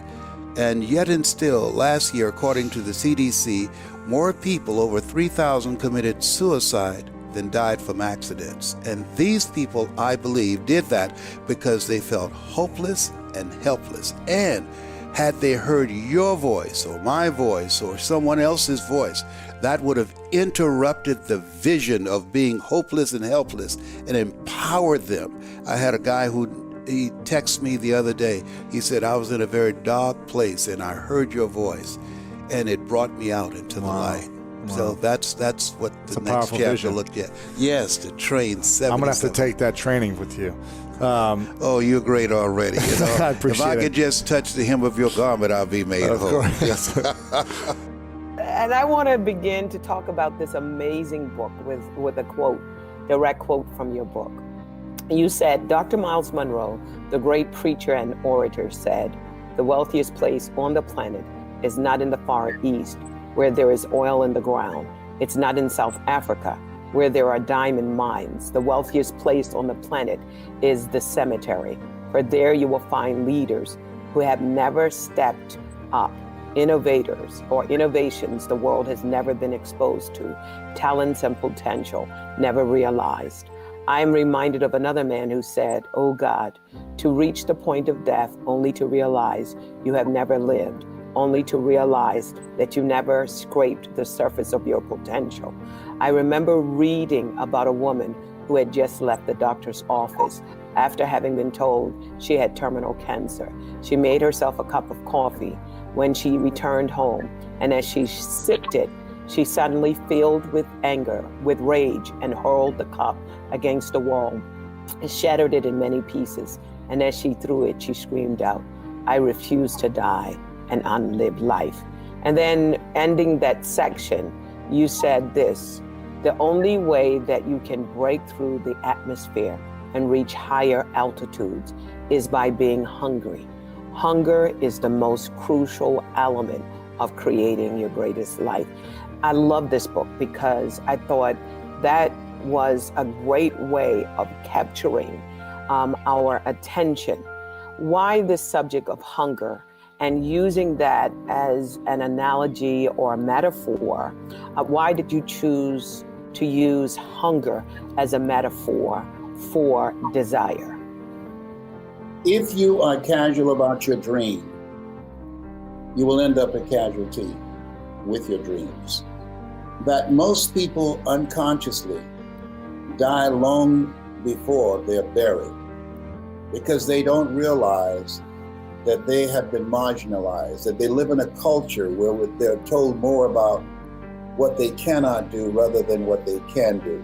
We've been programmed to think in terms of being one-dimensional, of being an employee, of going to college, graduating, getting a job, working for 40 years, expecting to retire on 40%, which wasn't enough in the first place. The 40-40 plan is gone. It's been interrupted. And so, but most people are not aware of that. The great anthropologist, Margaret Mead, was in London, and she was having dinner. So one of the waiters said, "You know, there's several Americans here tonight." And so she said to her guest, "Let me show you something." She said, "Let me know when you serve them dessert, and I'll tell you exactly how many are here." He said, "You couldn't possibly." She said, "Just let me know when you serve them dessert." And so when he left, he came back, he said, "Okay, I've served them dessert." She got up and she walked around and she said, "There are 35 Americans in this restaurant." He looked at the roster, he was shocked. He said, "How did you know that?" She said, "In the UK, when you eat a slice of pie or cake, you eat it from the crust toward the tip. In America, when we eat a slice of pie or cake, we eat it from the tip toward the crust." How do you eat a slice of pie? I eat a slice of pie from the crust to the tip. Yeah, now, so you're an exception because you came up in a British culture. Mm-hmm. Okay? So, but the average American will eat a slice of pie from the tip toward the crust. Mm-hmm. Well, no one told us to do that. We just picked it up. Mm-hmm. For instance, before 1980, you walk around, you would not see people with tattoos. The majority of people that you see today have tattoos. Where'd that come from? How could that happen? What created that? There was no advertising on television saying, go out and get a tattoo. Well, in America, we incarcerate more people than any place else in the world. And in prison, you're not allowed to draw on the walls. You're not allowed to use your artistic skills on the walls of the prison. There's a penalty. You'll be penalized. You'll be put in the hole in solitary confinement. So they're bored. They have nothing else to do. And so they write on each other's bodies. They write tattoos. So now, when you see people today, all on television and commercials, you see tattoos everywhere. Nobody told them to go out and get it, but being in the culture, there's some things that you pick up. And so picking up a limited vision of yourself is natural when you're in a culture that does not recognize your greatness, that does not recognize your humanity, and create a culture that is designed to destroy your sense of self. And so in order to break out of that, to realize that you are made in the likeness and image of God, to realize that you've been given authority and dominion over everything on the face of the earth, that it takes everything in you. People that are hungry are unstoppable. People that are hungry are relentless. People that are hungry will find a way to win. People that are hungry will not take no for an answer. People that are hungry won't give up. They will persist until they succeed. That's what's required to make it today. Yes, definitely. So if there's another father and daughter duo that do what you do anywhere in the world, I'm trying to think, is there anyone? I don't know. I've we're never the seen first that. family of motivation. Yes. You are. Yeah. So you must be enormously proud of that. Yes. Tell me a bit about that. Well, but here's the shocking part. Are you ready for it? She's also my coach. No, shut up, really? She said to me one day, "Daddy, are you coachable?" I'm saying to myself, I know she's not asking me. I won the highest award from Toastmasters International, inducted into the National Speakers Hall of Fame, and selected among the top 5 speakers in the world. You're gonna ask me, am I coachable by you? So I said, yes, I am, reluctantly. And then she pointed out something in my presentation that I've been doing for years. And I became very humble. I said, you got a point. And I made the adjustment that she told me. And it made all the difference in the world. So I said, well, will you coach me forever? Oh, wow. And I don't invoice him either. But I think this is a good point. I want to bring this out because I think Spencer can do something with this, because I love your mind, the way it thinks, right? So Dad used to say in his presentation for years that one of the hardest things that he did, one of the easiest things he ever did was to earn $1 million. One of the hardest things he ever did was to believe it could happen to him. And so I said in the coaching, I said, Dad, when you say it could happen to you, it's almost as if you're positioning as if you won the lotto. There's no ownership. I said, it didn't happen to you. You studied, you journaled, you did the work, you went to workshops, you took training, you went to stages and spoke for sometimes chicken dinners. Like, you paid dues and you had this vision that you built and developed. And so it's not that it happened to you, it's that the easiest thing you ever did was to earn $1 million. The hardest thing you ever did was to believe that you could do it. He said, whoa. Yes. And That's then he real. shifted. He never said that again, but he had been saying that for years and no one caught it. A lot of people don't identify with that either, do they? It's kind of like the apprenticeship as you go through it. They don't realize what they're learning along the way. And also a lot of people don't feel like they're worth it. Right. They don't feel like they have any inherent value. And so because they don't feel they have a value, they can't always believe what's possible. Does that make sense to you? Totally. Yes, the area of feeling deserving is so major, particularly if you live in a culture where you've been marginalized and your sense of self has been destroyed. There's a guy named Richard Wright who wrote, he was a very profound thinker and poet. He said, the impulse to dream has been slowly beaten out of me through the experiences of life. And because of what he went through, he wrote a book called The Invisible Man, that he had lost his sense of self and he didn't even think about dreaming because of life was so brutal to him to keep him down. And so there are so many people around the world. I'm looking at things on television about slavery and people being kidnapped and sex slaves and all these types of things. Dehumanization is more prevalent now than ever before. Yes, we're just exposed to the information on it. Right. And so we have a lot of work to do. And in the work that we're doing, my goal is, I believe that we should speak to bring life and to give hope, because when there's hope in the future, that gives you power in the present. And that we're very fortunate to be here and to be able to still make a difference, to build a legacy. We feel that evil prevails when good men and women do nothing. And so we see speaking from a perspective that is cause-centered. I believe it's been hijacked by speaking to sell. But I believe that when you speak, you distract, dispute, and inspire. How people live their lives is a result of the story they believe about themselves. And so you distract them from that story.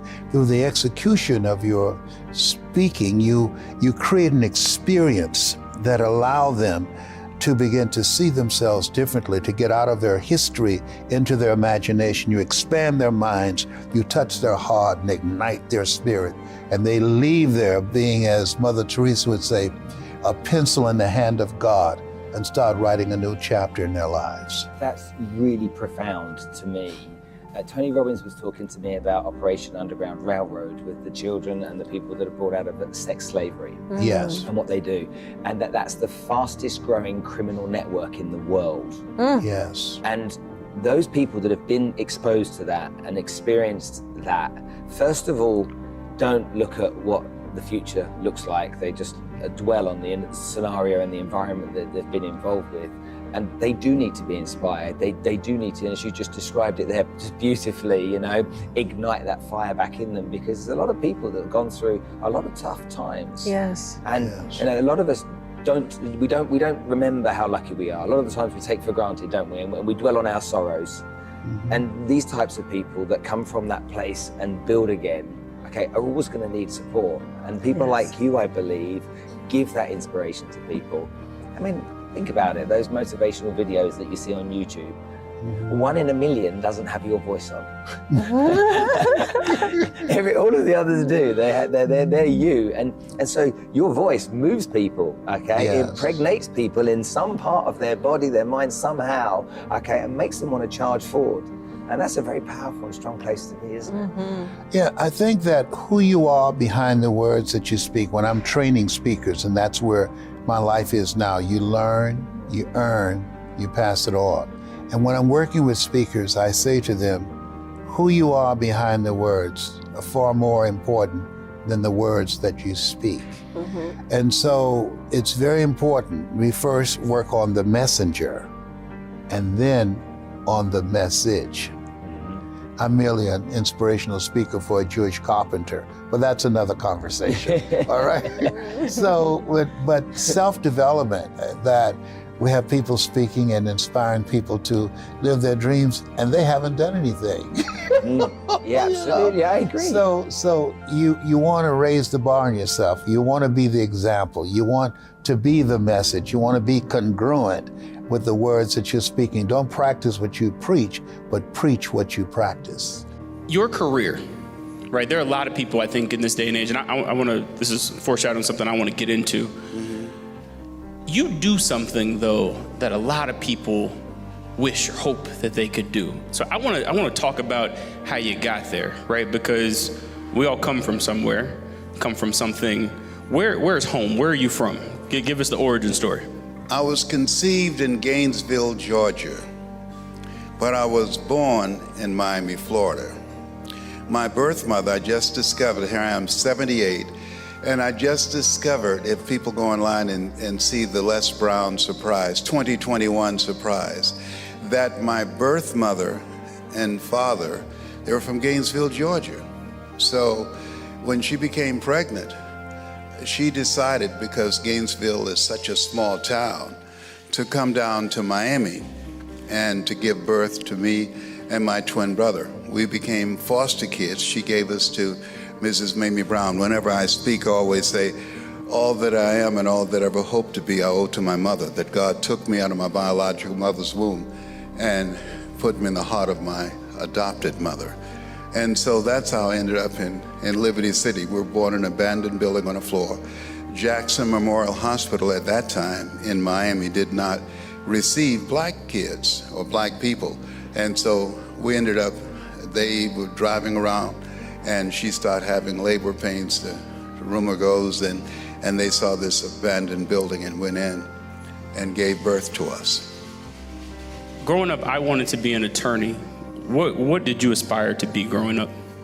I wanted I had a compelling urge to want to take care of my mother, because Mama adopted my twin brother and I, and she never had any children herself, and she adopted 5 other kids. So we were first foster children, and then we became adopted. And I decided very young, seeing how hard she worked as a single mother, I said, I'm going to take care of you, Mama, when you get older. And when I become a man, I'm gonna buy your home and you'll never ever pay another bill, because I believe that I'm old school. And I asked her, when will I be a man? She said, when you turn 18. I said, when I turn 18, you'll never pay another bill.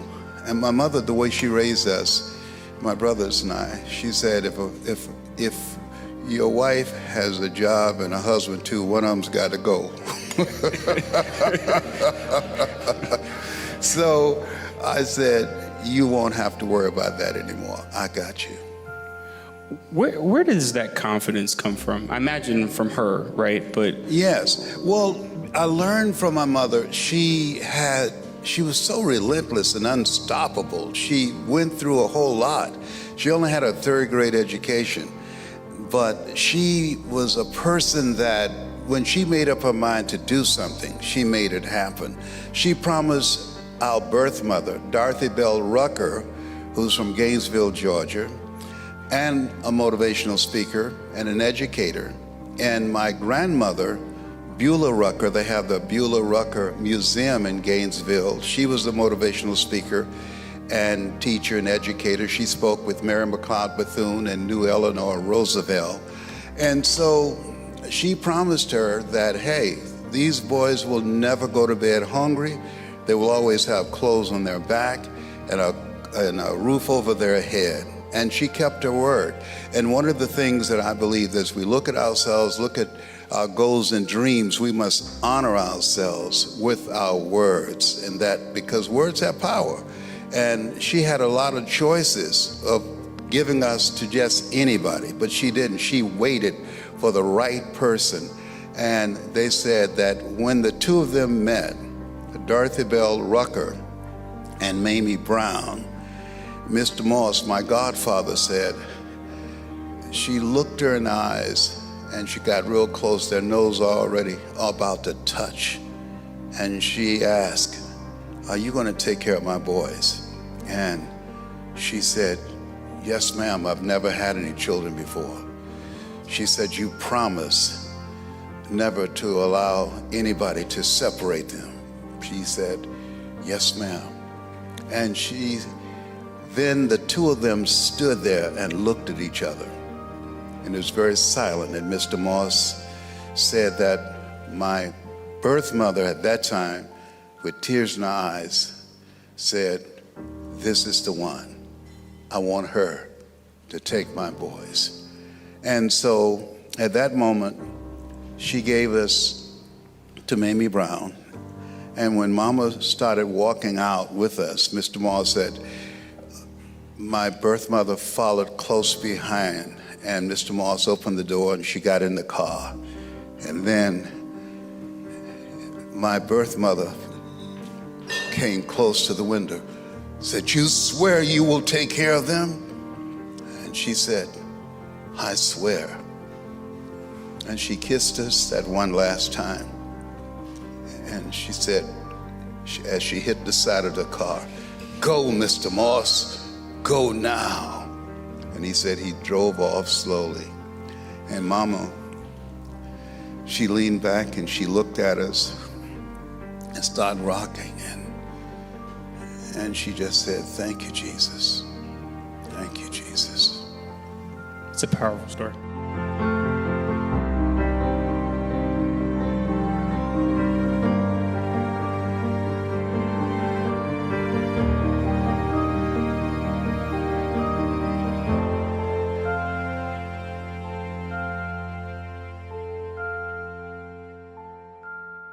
Вы чувствуете, как внутри вас медленно угасает огонь?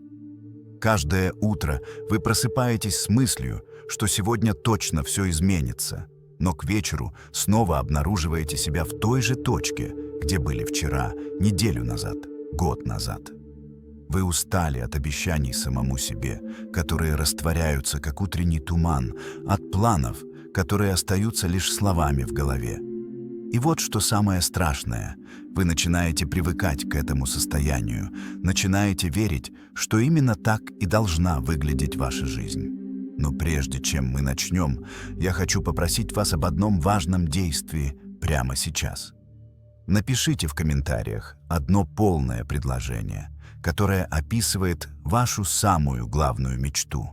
Ту, о которой вы почти перестали думать, потому что она казалась недостижимой. Начните со слов «Моя главная мечта – это…». Например, «Моя главная мечта – это путешествовать по миру, не беспокоясь о деньгах, и просыпаться каждое утро в новом городе». Или «Моя главная мечта – это обрести идеальное здоровье, энергию молодости и тело, которым я буду гордиться». А теперь поставьте лайк этому видео, чтобы алгоритмы показали его тем, кто тоже готов к переменам. Ведь когда мы делимся своими намерениями, Вселенная начинает работать на нас. Итак, начнем эту ночь трансформации вместе. Сегодняшняя ночь станет началом вашего возрождения. Не завтра, не в понедельник, не с Нового года, а прямо сейчас, в этот момент, когда ваше тело начинает расслабляться, а разум готовится погрузиться в мир сновидений. Вы знаете, что происходит с вами каждую ночь. Пока вы спите, ваше подсознание продолжает работать, как гигантская фабрика, которая никогда не закрывается на перерыв. Оно обрабатывает каждую мысль, каждое чувство, каждое слово, которое вы произнесли или услышали за день. И эта фабрика строит вашу реальность, создает ваше завтра, формирует вашу судьбу. Вопрос только в том, какой материал вы даете этой фабрике. Представьте на мгновение, что ваш разум — это сад, огромный и плодородный. Каждая мысль — это семя. Каждое повторяющееся убеждение — это дерево, которое пускает корни все глубже и глубже. Сейчас, в этот самый момент, в вашем саду растет что-то. Может быть, это сорняки сомнений, которые душат цветы надежды. Может быть, это колючие кусты страха, которые не дают вам двигаться вперед. А может быть, там уже пробиваются первые ростки веры, но им нужна вода, солнце, забота. И сегодня ночью мы начнем ухаживать за вашим садом осознанно, целенаправленно, с любовью и дисциплиной. Многие люди живут так, словно их мысли ничего не значат. Они позволяют случайным идеям, чужим мнениям, страхам из новостей заполнять их внутренний мир. Они ложатся спать с тревогой в груди, с жалобами на губах, с образами неудач в голове. А потом удивляются, почему их жизнь не меняется, почему они просыпаются уставшими, почему мечты остаются мечтами. Но вы не будете повторять их ошибок. Начиная с этого момента, вы становитесь садовником собственного сознания, архитектором собственной судьбы, создателем собственной реальности. Дело в том, что ночь — это самое священное время для трансформации. Когда солнце садится и мир затихает, ваше сознательное мышление отступает на задний план, а подсознание выходит вперед, широко раскрывая свои двери. В эти часы нет логических барьеров, нет критического анализа, нет сопротивления. Есть только чистая восприимчивость, как у губки, готовой впитать все, что вы ей предложите. И если вы будете каждую ночь наполнять свое подсознание правильными образами, правильными словами, правильными чувствами, то через несколько недель вы проснетесь другим человеком. Позвольте мне объяснить, как это работает. Ваше подсознание не различает реальность и воображение, если воображение наполнено эмоцией. Когда вы ярко представляете себе нечто и чувствуете это всем своим существом, подсознание принимает это за реальность и начинает перестраивать вашу жизнь в соответствии с этим образом. Это не магия и не фантазия. Это научно доказанный факт, который использовали все великие люди в истории. Томас Эдисон представлял себе лампочку, горящую в темноте задолго до того, как изобрел ее. Уолт Дисней видел целые миры в своем воображении, прежде чем они появились на экранах. Стив Джобс представлял будущее, где технологии изменят жизнь каждого человека. Но большинство людей используют эту силу наоборот. Они представляют себе худшие сценарии, прокручивают в голове старые обиды, визуализируют свои страхи. И подсознание, не понимая разницы между желаемым и нежелательным, создает именно то, что им показывают чаще всего. Если вы постоянно думаете о бедности, вы привлекаете бедность. Если вы постоянно боитесь болезни, вы ослабляете свою иммунную систему. Если вы постоянно представляете себя неудачником, вы программируете свой мозг на неудачу. Это жестокая правда, но это правда. Сегодня вечером мы переворачиваем эту страницу. Мы начинаем новую главу, где вы осознанно выбираете, что посеять в своем внутреннем саду. Мы начинаем практику, которая изменит не только ваш сон, но и всю вашу жизнь. Эта практика называется осознанное программирование подсознания перед сном. И она состоит из нескольких простых, но мощных шагов, которые вы будете выполнять каждую ночь. Первый шаг – это очищение.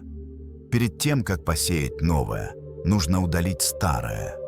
Представьте, что вы идете по своему внутреннему саду с корзиной и секатором. Вы видите сорняки, это мысли вроде «у меня ничего не получится», «я недостаточно хорош», «мне всегда не везет». Вы берете секатор и начинаете срезать их, один за другим. С каждым выдохом вы представляете, как эти мысли покидают ваш разум, растворяются в воздухе, исчезают навсегда. Вы не боретесь с ними, вы просто отпускаете их, как осенние листья, которые падают с дерева. Теперь представьте, что вы видите старые пни. Это глубокие убеждения, которые сидят в вас уже много лет. Может быть, это убеждение, что богатство – это зло, которое вам внушили родители. Может быть, это убеждение, что вы не заслуживаете любви, которая появилась после болезненного расставания. Может быть, это убеждение, что успех требует жертв, и вы никогда не сможете заплатить эту цену. Эти пни не уйдут за одну ночь, но сегодня вы начинаете их выкорчевывать. С каждым глубоким вдохом вы представляете, как корни этих убеждений слабеют, а с каждым выдохом они поднимаются из земли и исчезают в темноте. Пока вы делаете это, ваше тело начинает расслабляться все больше и больше. Вы чувствуете, как напряжение уходит из ваших плеч, как челюсть расслабляется, как веки становятся тяжелыми. Это хороший знак. Это означает, что ваше сознательное мышление отступает, а подсознание готово принять новые инструкции. Не сопротивляйтесь этому чувству, позвольте ему углубляться с каждым вдохом. Второй шаг – это посев. Теперь, когда почва очищена, пришло время посадить новые семена. И эти семена – это не просто слова, это утверждения, наполненные силой, эмоцией, верой. Вы не просто произносите их механически, вы чувствуете их каждой клеткой своего тела. Давайте начнем с самого важного утверждения, которое станет фундаментом всех остальных. Повторяйте за мной медленно, осознанно, с глубоким чувством. Я достоин всего самого лучшего в этой жизни. Я достоин любви, здоровья, изобилия, радости. Я достоин не потому, что я идеален, а потому, что я существую. Моя ценность не зависит от моих достижений, от мнения других людей, от количества денег на моем счету. Я ценен просто потому, что я живу, дышу, чувствую, и Вселенная хочет дать мне все, что я способен принять. Почувствуйте правду этих слов. Позвольте им проникнуть глубоко в ваше сердце, в каждую клетку вашего тела. Теперь давайте посадим семена изобилия. Представьте, что вы держите в руках золотое семя. Оно теплое, оно светится, оно пульсирует энергией. Это семя вашего финансового благополучия. Вы опускаетесь на колени в своем внутреннем саду и делаете небольшую ямку в земле. Затем вы аккуратно кладете туда это золотое семя и засыпаете его плодородной почвой. Пока вы делаете это, вы произносите «Я магнит для денег». Деньги приходят ко мне легко и естественно. Я вижу возможности там, где другие видят проблемы. Я создаю ценность для мира, и мир щедро вознаграждает меня. Мое богатство растет с каждым днем, как дерево, которое становится сильнее и выше. Чувствуете ли вы, как это утверждение резонирует внутри вас? Возможно, часть вашего разума сопротивляется, говорит: «Это неправда, у меня никогда не было денег». Это нормально. Эта старая программа пытается защитить свою территорию, но вы не будете слушать ее. Вы будете продолжать повторять новую истину, пока она не станет сильнее старой лжи. Каждую ночь, каждую ночь, каждую ночь. Теперь давайте посадим семя здоровья и жизненной силы. Представьте изумрудно-зеленое семя, излучающее свет и вибрирующее энергией жизни. Вы берете его и сажаете рядом с золотым семенем. И пока вы делаете это, вы говорите: «Мое тело — это храм исцеления и силы. Каждая клетка моего организма обновляется и восстанавливается, пока я сплю. Моя иммунная система работает идеально, защищая меня от всех болезней. Я просыпаюсь каждое утро полным энергии, бодрости, готовности покорять новые вершины. Мое тело любит меня, и я люблю свое тело». Почувствуйте, как целительная энергия начинает течь по вашему телу, от макушки до кончиков пальцев ног. Затем приходит очередь семени любви и отношений. Это семя розового цвета, мягкое и теплое, как объятие родного человека. Вы сажаете его в землю и произносите: «Я окружен любовью. Я притягиваю в свою жизнь людей, которые ценят меня, поддерживают меня, вдохновляют меня. Мои отношения гармоничны и наполнены взаимным уважением. Я умею любить себя, и эта любовь переливается на всех, кто рядом со мной. Я достоин глубокой, искренней, безусловной любви». Продолжайте дышать глубоко и спокойно. С каждым вдохом вы втягиваете в себя свежую энергию, новые возможности, веру в лучшее. С каждым выдохом вы отпускаете старые страхи, сомнения, ограничивающие убеждения. Ваш внутренний сад начинает преображаться прямо на ваших глазах. Третий шаг — это полив и питание ваших семян. Недостаточно просто посадить семена и забыть о них. Им нужна вода, солнце, забота. В контексте вашего подсознания вода — это повторение, солнце — это вера, а забота — это постоянство. Вы не можете посадить семена один раз и ожидать, что они вырастут сами по себе. Вы должны возвращаться в свой сад каждую ночь, проверять свои семена, поливать их новыми утверждениями, согревать их верой в то, что они обязательно прорастут. Повторение — это ключ ко всему. Знаете, почему большинство людей не достигают своих целей? Не потому, что они не знают, что делать, а потому, что они делают это один раз, 2 раза, может быть, неделю, а потом сдаются. Они не понимают, что трансформация — это не событие, это процесс. Семя не прорастает за одну ночь. Оно лежит в земле дни, недели, иногда месяцы, прежде чем появится первый росток. И все это время внутри него происходит невидимая работа. Корни углубляются, стебель формируется, готовясь пробиться к свету. То же самое происходит и с вами. Возможно, первые несколько ночей вы не заметите никаких изменений. Возможно, через неделю вы все еще будете чувствовать те же сомнения, те же страхи. Но не останавливайтесь. Под поверхностью вашего сознания происходит мощная трансформация. Ваше подсознание перестраивает нейронные связи, создает новые привычки, формирует новую личность. И однажды, может быть, через 3 недели, может быть, через месяц, вы проснетесь и поймете, что что-то изменилось.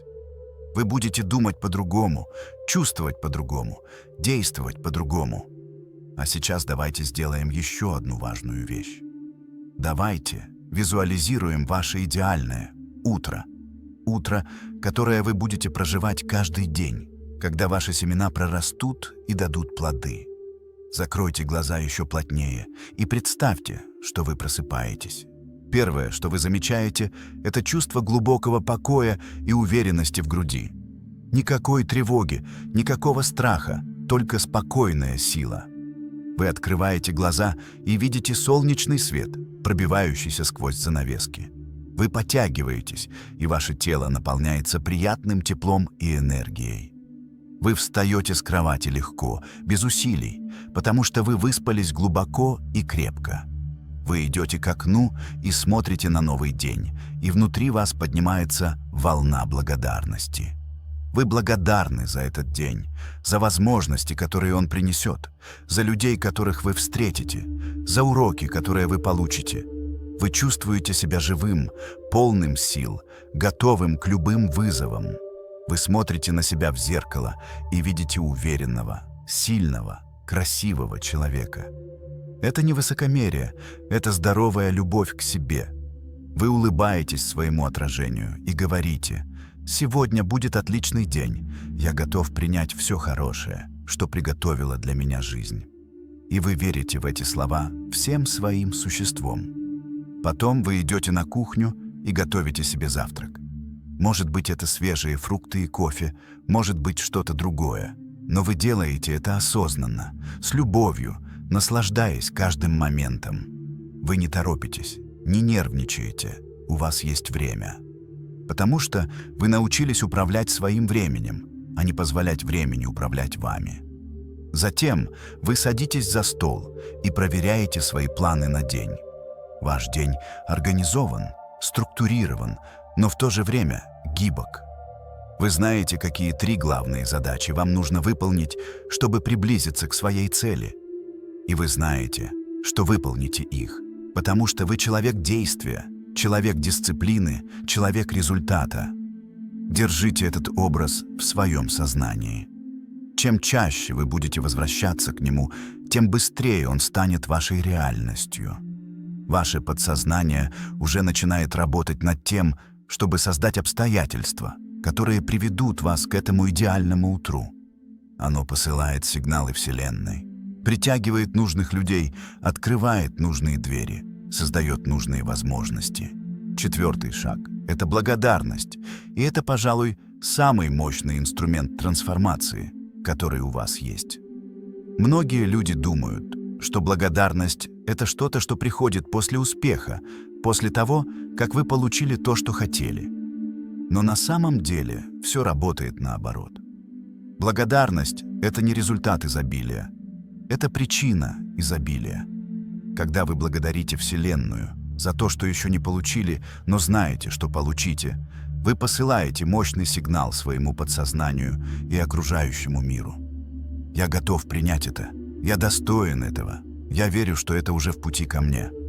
Прямо сейчас, в этот момент, пока ваше тело расслабляется все глубже и глубже, начните мысленно перечислять вещи, за которые вы благодарны.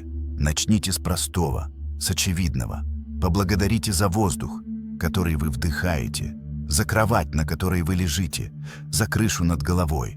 Эти вещи кажутся банальными, пока вы не осознаете, что миллионы людей на планете не имеют даже этого. Почувствуйте настоящую благодарность за эти простые дары жизни. Затем углубитесь. Поблагодарите за свое тело, даже если оно не идеально, даже если оно болит или устало. Ваше тело – это чудо, механизм настолько сложный и совершенный, что самые продвинутые технологии человечества не могут даже приблизиться к его возможностям. Каждую секунду ваше сердце бьется без вашего сознательного контроля. Ваши легкие дышат, ваша кровь течет по венам, доставляя кислород и питательные вещества к триллионам клеток. Ваше тело любит вас и делает все возможное, чтобы поддерживать вашу жизнь. Разве это недостойно благодарности? Поблагодарите за людей в вашей жизни. Даже если ваши отношения не идеальны, даже если были конфликты и разочарования, каждый человек, который вошел в вашу жизнь, принес вам урок. Некоторые научили вас любви, другие – терпению, третьи – границам и самоуважению. Все они были учителями, даже если вы этого не осознавали в тот момент. Поблагодарите их в своем сердце, отпустите старые обиды, освободите место для новой любви и дружбы. А теперь сделайте нечто мощное. Поблагодарите за то, что еще не произошло, но обязательно произойдет. Поблагодарите за деньги, которые уже текут к вам из неожиданных источников. Поблагодарите за возможности, которые откроются завтра, на следующей неделе, в следующем месяце. Поблагодарите за встречу с человеком, который изменит вашу жизнь к лучшему. Поблагодарите за здоровье, которое укрепляется с каждым днем. Поблагодарите за успех, который неизбежно придет, потому что вы уже начали менять свой внутренний мир. Когда вы благодарите за то, чего еще нет в физической реальности, вы действуете с позиции веры, а не страха. Вы говорите Вселенной: «Я знаю, что ты обо мне заботишься. Я доверяю твоему времени. Я готов принять все, что ты для меня приготовила». И эта энергия доверия и благодарности создает мощное магнитное поле, которое притягивает желаемое в вашу жизнь быстрее, чем вы можете себе представить. 5-й шаг – это прощение. Это, возможно, самый трудный, но и самый освобождающий шаг на пути трансформации. Многие из нас несут в себе тяжелые камни обид, гнева, разочарования. Мы держимся за эти чувства, думая, что тем самым наказываем тех, кто причинил нам боль. Но правда в том, что мы наказываем только себя. Обида – это яд, который мы пьем, надеясь, что отравится кто-то другой. Она разрушает наше здоровье, блокирует наш успех, отравляет наши отношения. Сегодня вечером вы начнете процесс освобождения. Вы не будете оправдывать чьи-то поступки, не будете притворяться, что боли не было. Вы просто решите, что больше не хотите нести этот груз. Представьте, что вы стоите на берегу реки. В ваших руках тяжелый камень – это символ обиды, которую вы держите. Может быть, это обида на родителей, которые не дали вам той любви, в которой вы нуждались. Может быть, это обида на бывшего партнера, который предал ваше доверие. Может быть, это обида на самого себя за ошибки, которые вы совершили. Вы смотрите на этот камень, чувствуете его тяжесть в своих руках. Вы признаете боль, которую он принес, уроки, которые вы из нее извлекли. А затем, с глубоким выдохом, вы бросаете этот камень в реку. Вы наблюдаете, как он исчезает под водой, как течение уносит его прочь, все дальше и дальше, пока он не исчезает из виду. И с каждым камнем, который вы бросаете, вы чувствуете, как становитесь легче, свободнее, сильнее. Теперь произнесите вслух или про себя: «Я прощаю всех, кто когда-либо причинил мне боль, осознанно или неосознанно. Я освобождаю их и освобождаю себя от этих оков. Я прощаю себя за все ошибки, за все неверные решения, за все упущенные возможности. Я понимаю, что делал все, что мог, с тем уровнем осознанности, который имел в тот момент. Теперь я выбираю двигаться вперед с легким сердцем и открытой душой». Почувствуйте, как волна облегчения проходит через все ваше тело. 6-й шаг – это создание вашего идеального будущего во всех деталях. Многие люди имеют смутные, расплывчатые мечты. Они говорят: «Я хочу быть богатым, я хочу быть счастливым, я хочу быть успешным». Но подсознание не работает с абстракциями. Ему нужны конкретные образы, детали, эмоции. Чем четче вы видите свое будущее, тем легче подсознанию создать путь к нему. Давайте начнем с вашего финансового будущего. Не просто говорите: «Я хочу много денег». Определите точную сумму. Сколько денег в месяц сделает вас по-настоящему счастливым и свободным? 10 тысяч? 50 тысяч? 100 тысяч? Не бойтесь мечтать о большом, но будьте честны с собой. Определите сумму и запомните ее. Теперь представьте, что вы уже получаете эту сумму каждый месяц. Откуда она приходит? Может быть, у вас успешный бизнес, который приносит стабильный доход. Может быть, вы получили повышение на работе и теперь зарабатываете в несколько раз больше. Может быть, вы создали источник пассивного дохода инвестиции. Недвижимость, авторские права, которые работают на вас, пока вы спите. Создайте конкретную картину, даже если вы еще не знаете всех деталей того, как именно это произойдет. Что вы делаете с этими деньгами? Как они меняют вашу жизнь? Может быть, вы переезжаете в квартиру своей мечты с большими окнами и видом на парк. Может быть, вы покупаете машину, о которой всегда мечтали.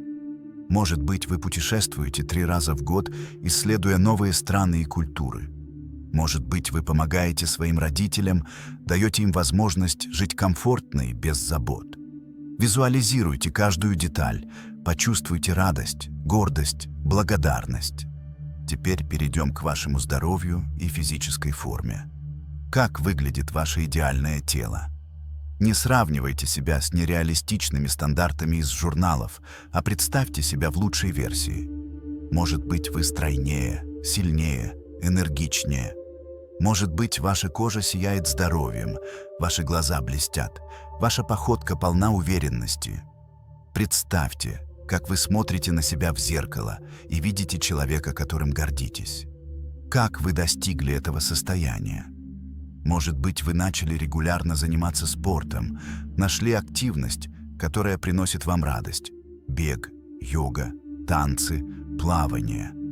Может быть, вы изменили свое питание, начали есть больше свежих овощей, фруктов, качественных белков. Может быть, вы научились справляться со стрессом через медитацию, дыхательные практики, прогулки на природе. Создайте четкий образ своих новых здоровых привычек. Как вы чувствуете себя в этом новом теле? Вы просыпаетесь с энергией, готовые покорять мир. Вы поднимаетесь по лестнице без одышки. Вы играете с детьми или внуками без усталости. Вы выглядите на 10 лет моложе своего паспортного возраста. Вы излучаете здоровье и жизненную силу, и люди замечают это, комментируют, спрашивают, в чем ваш секрет. Почувствуйте эту гордость, эту уверенность в каждой клетке своего тела. Теперь давайте визуализируем ваши отношения и социальную жизнь. Кто окружает вас в вашем идеальном будущем? Может быть, рядом с вами любящий партнер, человек, который понимает вас, поддерживает ваши мечты, делает вас лучше. Представьте этого человека в деталях. Как он или она выглядит? Как звучит его голос? Как вы проводите время вместе? Какие ценности вас объединяют? Или, может быть, сейчас для вас важнее дружба и сообщество? Представьте, что вас окружают люди, которые вдохновляют вас, которые верят в вас, с которыми вы можете быть собой без масок и притворства. Может быть, вы регулярно встречаетесь с друзьями, делитесь идеями, смеетесь до слез, поддерживаете друг друга в трудные времена. Может быть, вы стали частью сообщества единомышленников людей, которые разделяют ваши интересы и стремления. Как эти отношения делают вашу жизнь богаче? Вы чувствуете себя понятым, принятым, любимым. Вы знаете, что есть люди, на которых можно положиться, которые всегда будут рядом. Вы научились давать и принимать любовь без страха, без условий, без игр. И это наполняет вашу жизнь смыслом и радостью, которые невозможно купить ни за какие деньги. 7-й шаг – это определение вашей цели, вашего предназначения. Деньги, здоровье, отношения – все это важно. Но по-настоящему счастливыми нас делает чувство, что наша жизнь имеет смысл, что мы вносим вклад в мир, что мы оставляем след. Чем вы хотите заниматься? Не что принесет вам больше денег, не что одобрят другие, а что заставляет ваше сердце петь. Может быть, вы хотите создавать что-то прекрасное искусство, музыку, дизайн. Может быть, вы хотите помогать людям как врач, психолог, коуч, учитель. Может быть, вы хотите строить бизнес, который решает реальные проблемы и делает жизнь людей лучше. Может быть, вы хотите писать книги, которые будут вдохновлять следующие поколения.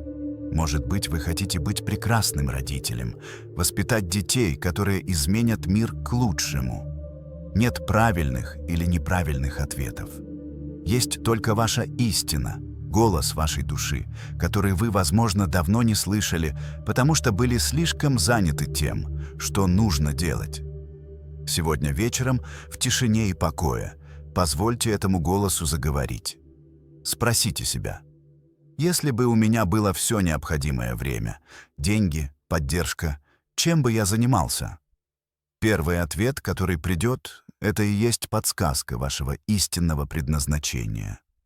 Представьте свой обычный день в этом будущем, где вы занимаетесь тем, что любите. Вы просыпаетесь с предвкушением, потому что сегодня вам предстоит делать то, что наполняет вас энергией. Вы работаете, и это не кажется работой, потому что вы полностью погружены, находитесь в состоянии потока. Время летит незаметно. Вечером вы ложитесь спать усталым, но счастливым, зная, что сегодняшний день имел значение. Люди вокруг вас замечают вашу трансформацию. Они видят огонь в ваших глазах, энтузиазм в вашем голосе, уверенность в ваших движениях. Они спрашивают: «Что с тобой произошло? Ты так изменился». И вы улыбаетесь, потому что знаете, что это изменение началось здесь, в этот момент, когда вы решили взять контроль над своим подсознанием и начать осознанно создавать свою реальность. 8-й шаг – это создание мантры, короткой фразы, которая инкапсулирует всю вашу трансформацию в нескольких словах. Эта мантра станет вашим якорем, инструментом, к которому вы будете возвращаться каждый раз, когда почувствуете сомнение или страх. Она должна быть короткой, емкой, эмоционально заряженной. Например, «Я творец своей реальности», «Я магнит для изобилия», «Я достоин всего самого лучшего», «Каждый день я становлюсь сильнее». Выберите фразу, которая резонирует именно с вами, которая отражает вашу главную цель и ценность. Или создайте свою собственную, уникальную мантру. Главное, чтобы она была утвердительной, позитивной, в настоящем времени. Не «я буду богатым», а «я богат». Не «я хочу быть здоровым», а «я здоров». Подсознание понимает только настоящее время, только то, что есть сейчас. Когда вы выбрали свою мантру, начните повторять ее медленно, снова и снова. Синхронизируйте ее со своим дыханием. На вдохе «Я творец», на выдохе «Своей реальности». С каждым повторением вы чувствуете, как эта истина укореняется все глубже в вашем подсознании. Она становится частью вас, вашей новой идентичностью, основой, на которой будет строиться ваша новая жизнь. Ваше дыхание становится еще медленнее и глубже. Ваше тело полностью расслаблено. Каждая мышца, каждая клетка отпускает напряжение. Ваш разум спокоен, как поверхность озера в безветренный день. Вы находитесь в идеальном состоянии между бодрствованием и сном, в той волшебной зоне, где подсознание наиболее восприимчиво к новым программам. И пока вы находитесь в этом состоянии, позвольте мне рассказать вам одну историю, притчу, которая иллюстрирует силу вашего разума. Жил-был фермер, который каждый день проходил мимо поля, заросшего сорняками. Это поле принадлежало ему, но много лет оно стояло заброшенным. Однажды фермер решил: хватит. Он взял инструменты и начал очищать поле. Это была тяжелая работа. Некоторые сорняки имели глубокие корни, и казалось, что их невозможно вырвать. Но фермер был настойчив. День за днем, неделя за неделей он работал. Постепенно поле начало меняться. Там, где раньше были сорняки, появилась чистая земля. И тогда фермер начал сажать семена пшеницы, овощей, цветов. Он поливал их каждый день, заботился о них, защищал от вредителей. И через несколько месяцев то, что когда-то было заброшенным пустырем, превратилось в роскошный сад, приносящий обильный урожай. Соседи приходили посмотреть на это чудо и спрашивали: «Как ты это сделал?» А фермер отвечал: «Все просто. Я решил, перестал откладывать и начал действовать каждый день, даже когда не видел результата». Ваш разум — это то поле. Годами вы, возможно, позволяли сорнякам мыслей расти без контроля. Но сегодня вы стали тем фермером, который взял на себя ответственность. И с каждой ночью, с каждой практикой вы очищаете поле, сажаете новые семена, создаете новый урожай. Результаты придут не сразу, но они обязательно придут, если вы будете настойчивы. Теперь давайте поговорим о силе повторения, потому что это ключ который открывает все двери трансформации. Ваш мозг пластичен, он постоянно изменяется, создавая новые нейронные связи. Каждая мысль, которую вы думаете, каждое действие, которое вы совершаете, укрепляет определенные пути в вашем мозге. Если вы думали определенным образом в течение многих лет, эти пути стали автострадами, широкими, глубокими, легко проходимыми. Новые мысли, новые убеждения – это сначала узкие тропинки в лесу. Пройти по ним труднее, требуется усилие, концентрация. Но если вы будете проходить по этим тропинкам каждый день, они станут шире. Через неделю это будут дорожки, через месяц это будут дороги, через 3 месяца это будут новые автострады, а старые паттерны мышления, которые вас ограничивали, зарастут и исчезнут, как заброшенные тропы. Это значит, что первые дни и недели будут требовать усилий. Ваш старый ум будет сопротивляться, говорить: «Это глупо, это не работает, зачем ты тратишь время?» Это нормальная защитная реакция. Ваше эго боится перемен, потому что перемены означают неизвестность, а неизвестность воспринимается как опасность. Но вы будете продолжать, несмотря на сопротивление, потому что вы знаете правду. Единственная настоящая опасность – это остаться там, где вы есть сейчас. Представьте, что прошел месяц с этой ночи. Каждый вечер перед сном вы выполняли эту практику. Вы очищали свой внутренний сад, сажали новые семена, поливали их утверждениями и визуализацией, благодарили за урожай, который еще не пророс. И вот однажды утром вы просыпаетесь и замечаете что-то необычное. Вы чувствуете себя по-другому. Не драматически, не как в кино, а тонко, но определенно. Может быть, вы замечаете, что тревога, которая обычно сжимала вашу грудь по утрам, исчезла. Вместо нее чувство спокойной уверенности. Может быть, вы ловите себя на том, что думаете о будущем с предвкушением, а не со страхом. Может быть, вы замечаете, что ваша речь изменилась. Вместо «я не могу» вы автоматически говорите «я найду способ». Это первые ростки вашего нового сада, пробивающиеся сквозь почву. А через 3 месяца изменения становятся очевидными не только для вас, но и для окружающих. Люди начинают комментировать. Ты светишься, что-то в тебе изменилось, ты кажешься более уверенным. И это не иллюзия, это реальность. Потому что когда вы меняете свой внутренний мир, внешний мир не может остаться прежним. Закон резонанса гласит: подобное притягивает подобное. Когда вы вибрируете на частоте изобилия, успеха, любви, вы притягиваете людей, ситуации и возможности, которые соответствуют этой частоте. Давайте углубимся в понимание того, как именно работает ваше подсознание во время сна. Когда вы засыпаете, ваш мозг проходит через несколько стадий сна.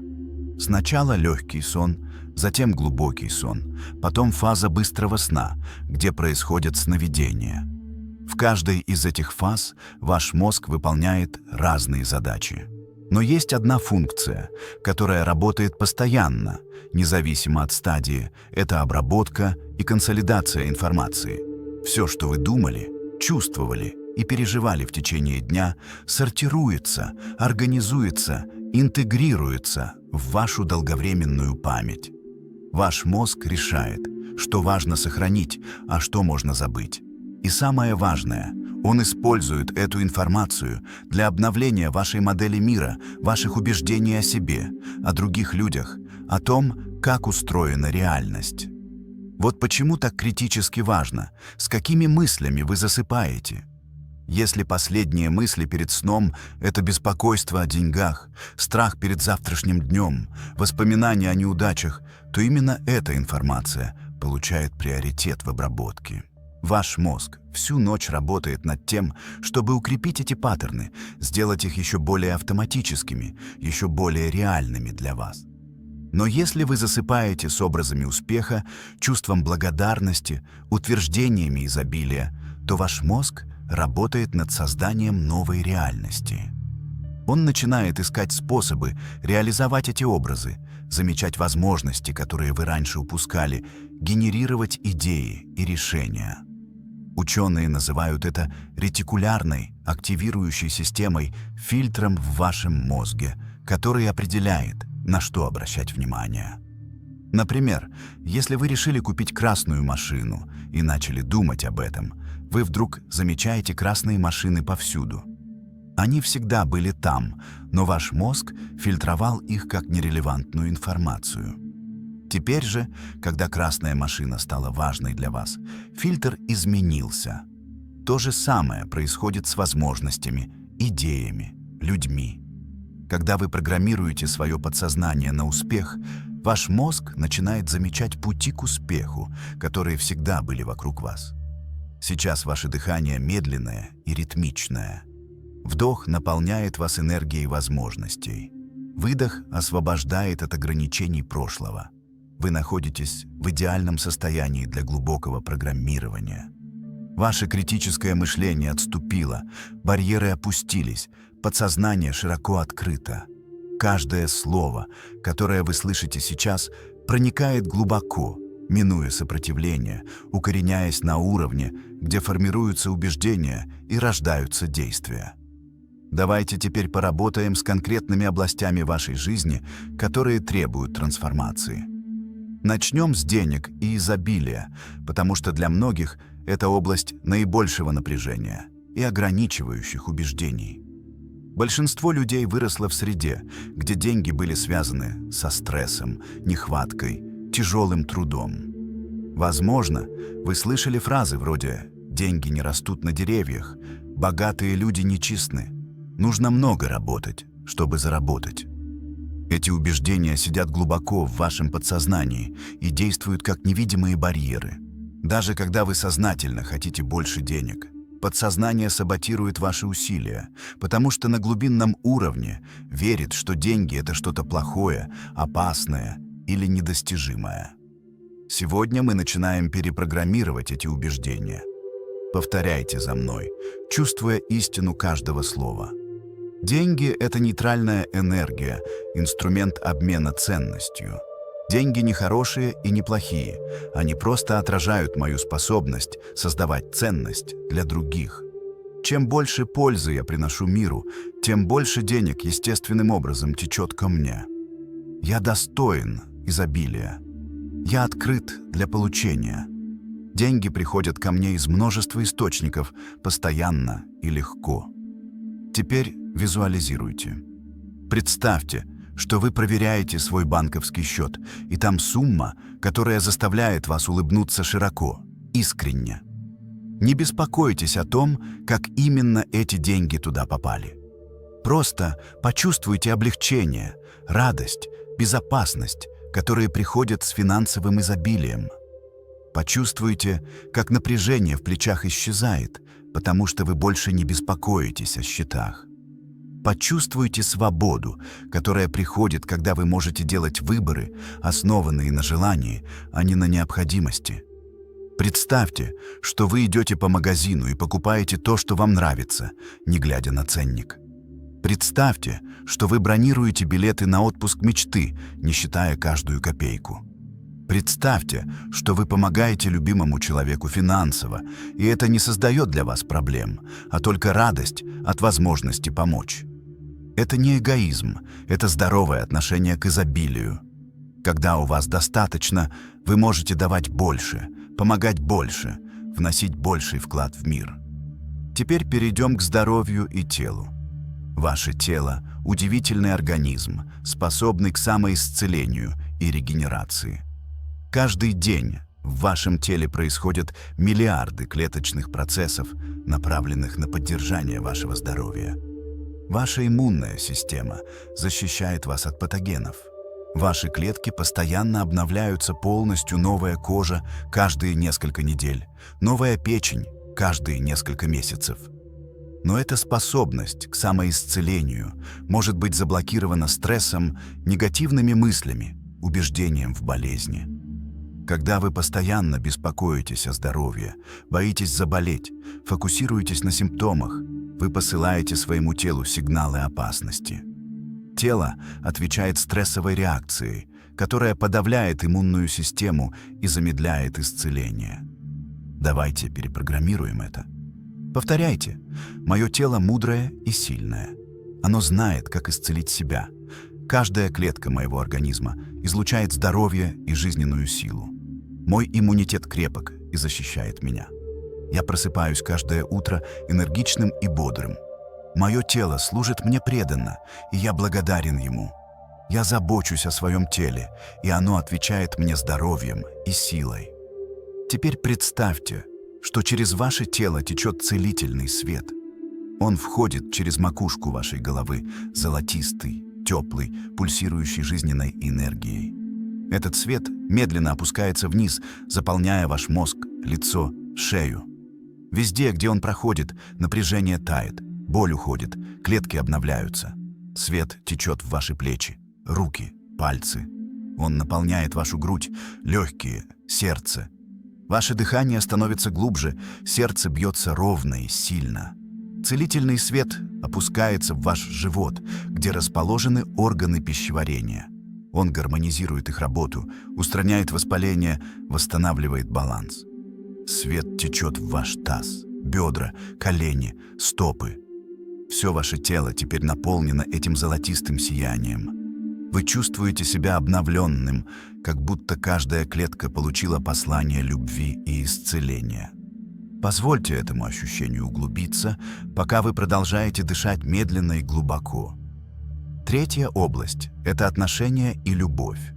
Многие несут в себе раны из прошлых отношений, предательства, отвержения, разочарования. Эти раны создают барьеры, которые мешают открыться для новой любви. Вы можете сознательно хотеть близости, но подсознание защищает вас, держа людей на расстоянии, потому что близость ассоциируется с болью. Сегодня мы начинаем исцелять эти раны.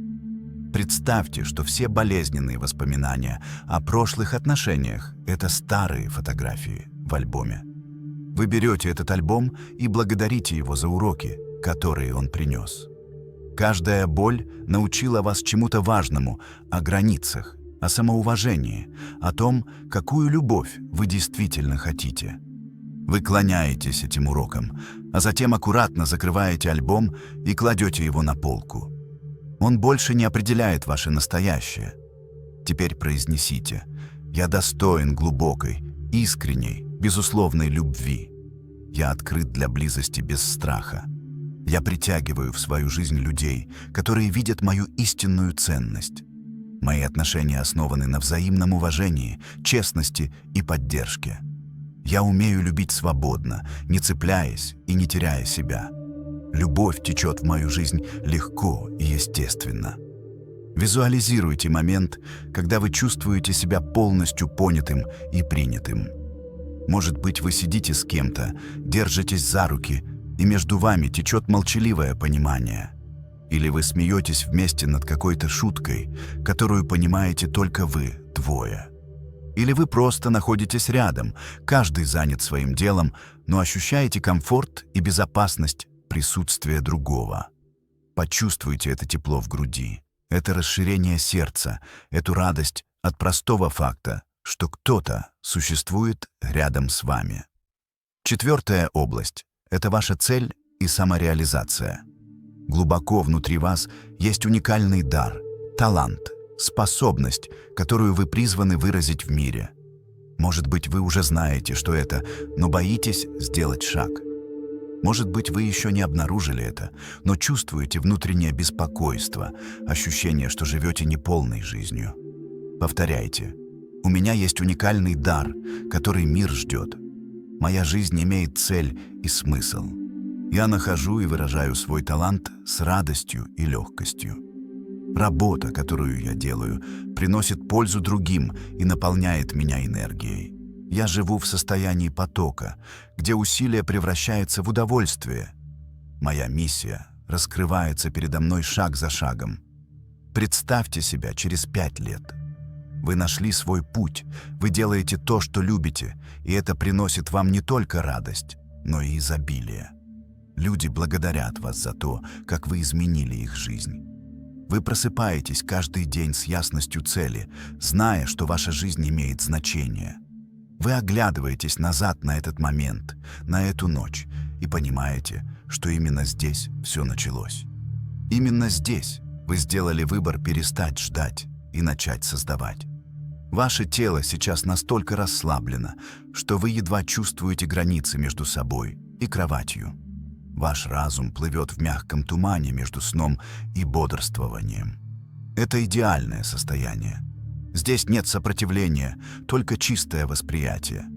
Каждое слово, которое вы слышите, каждый образ, который возникает, укореняется глубоко, становясь частью вашей новой операционной системы.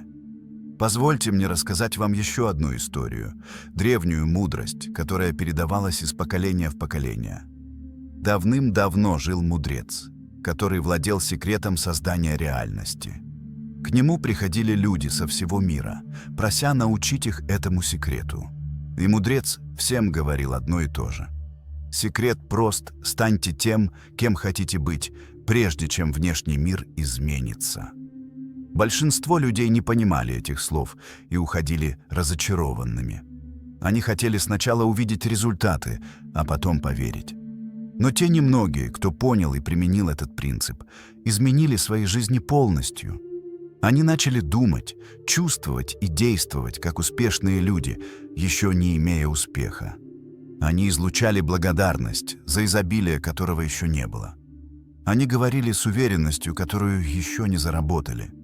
И постепенно внешний мир начинал отражать их внутреннее состояние. Возможности открывались, люди появлялись, события складывались удивительным образом. Это не магическое мышление, это квантовая физика. На субатомном уровне наблюдатель влияет на наблюдаемое. Ваше сознание не просто пассивный получатель реальности, оно активный создатель. Каждая мысль, каждая эмоция посылает волны в квантовое поле, притягивая частицы определенным образом. Когда вы меняете свои мысли и чувства, вы буквально меняете материю вокруг себя. Но для того, чтобы это работало, нужны три вещи: ясность, постоянство и вера.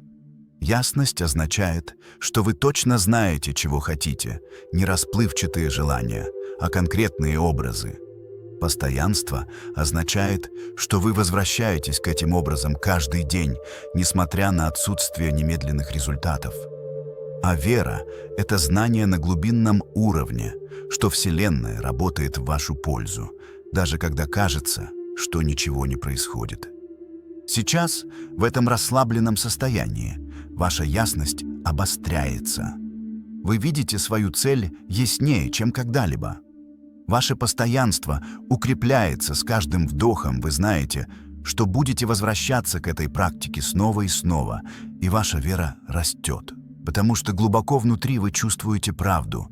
Вы не случайно слушаете эти слова прямо сейчас. Это часть вашего пути, синхронность, знак того, что трансформация уже началась. Давайте теперь поработаем с конкретными препятствиями, которые могут стоять на вашем пути. Первое препятствие – это страх. Страх неудачи, страх успеха, страх осуждения, страх изменений. Страх – это нормальная человеческая эмоция, защитный механизм, который эволюция дала нам для выживания. Но в современном мире большинство наших страхов иррациональны. Мы боимся вещей, которые не угрожают нашему физическому выживанию, а только нашему эго. Представьте, что ваш страх – это маленький ребенок, который плачет в темноте. Этот ребенок не злой, он просто испуган и нуждается в утешении. Вы подходите к нему, берете на руки и говорите: «Я здесь, ты в безопасности.